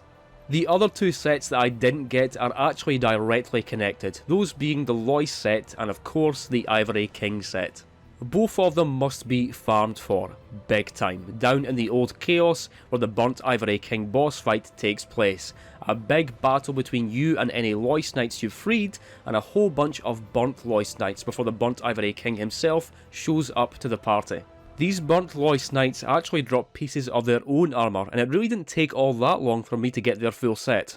Looks pretty decent with the way it appears so thoroughly burnt and blackened by the flames of chaos, but compared to the regular unburnt Lois set, nowhere near as cool. It looks incredible with one of the all-time coolest Soulsborne helms. The issue, however, is getting the damn armour, cause for that you need Lois souls, with 5 being needed before Alsana will give you the gauntlets and leggings, 15 before you will get the main armour piece, and 35 in total if you want that awesome helmet. Now, if 35 Lois souls sounds like a lot, that's because it is a lot, especially when you take into consideration how stupidly low the drop rate is.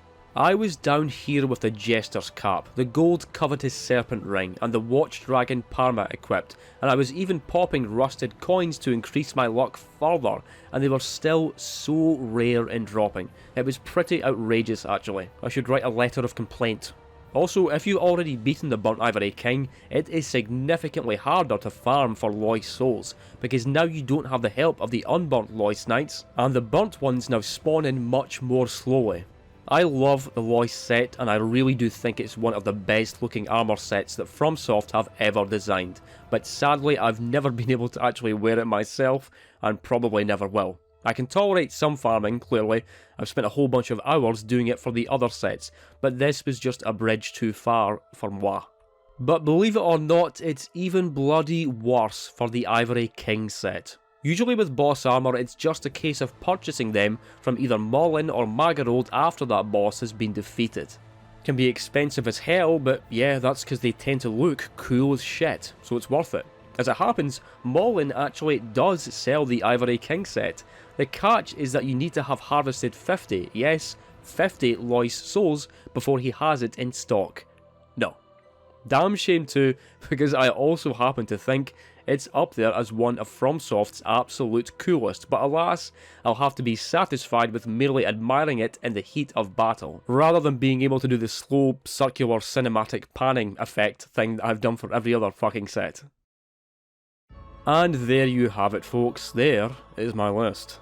I know there were a few of you who might have wanted me to straight up rank every armour set like I've done with levels and bosses, but sorry, that's just not going to happen. There are simply way too many. But I did like the idea of picking out and discussing a whole bunch of what I thought were the coolest of the cool, and 50 seemed like the perfect number. I know there were some much loved sets that I did not include, like Malekith's, Radahn's, the Crow Feather Garb and Lorien sets, etc, but, you know, tough shit. Make your own fucking list. And on that pleasant note, please allow me to give another massive thank you to my splendid patrons for supporting the channel. And with all that being said, cheers for watching and cheerio.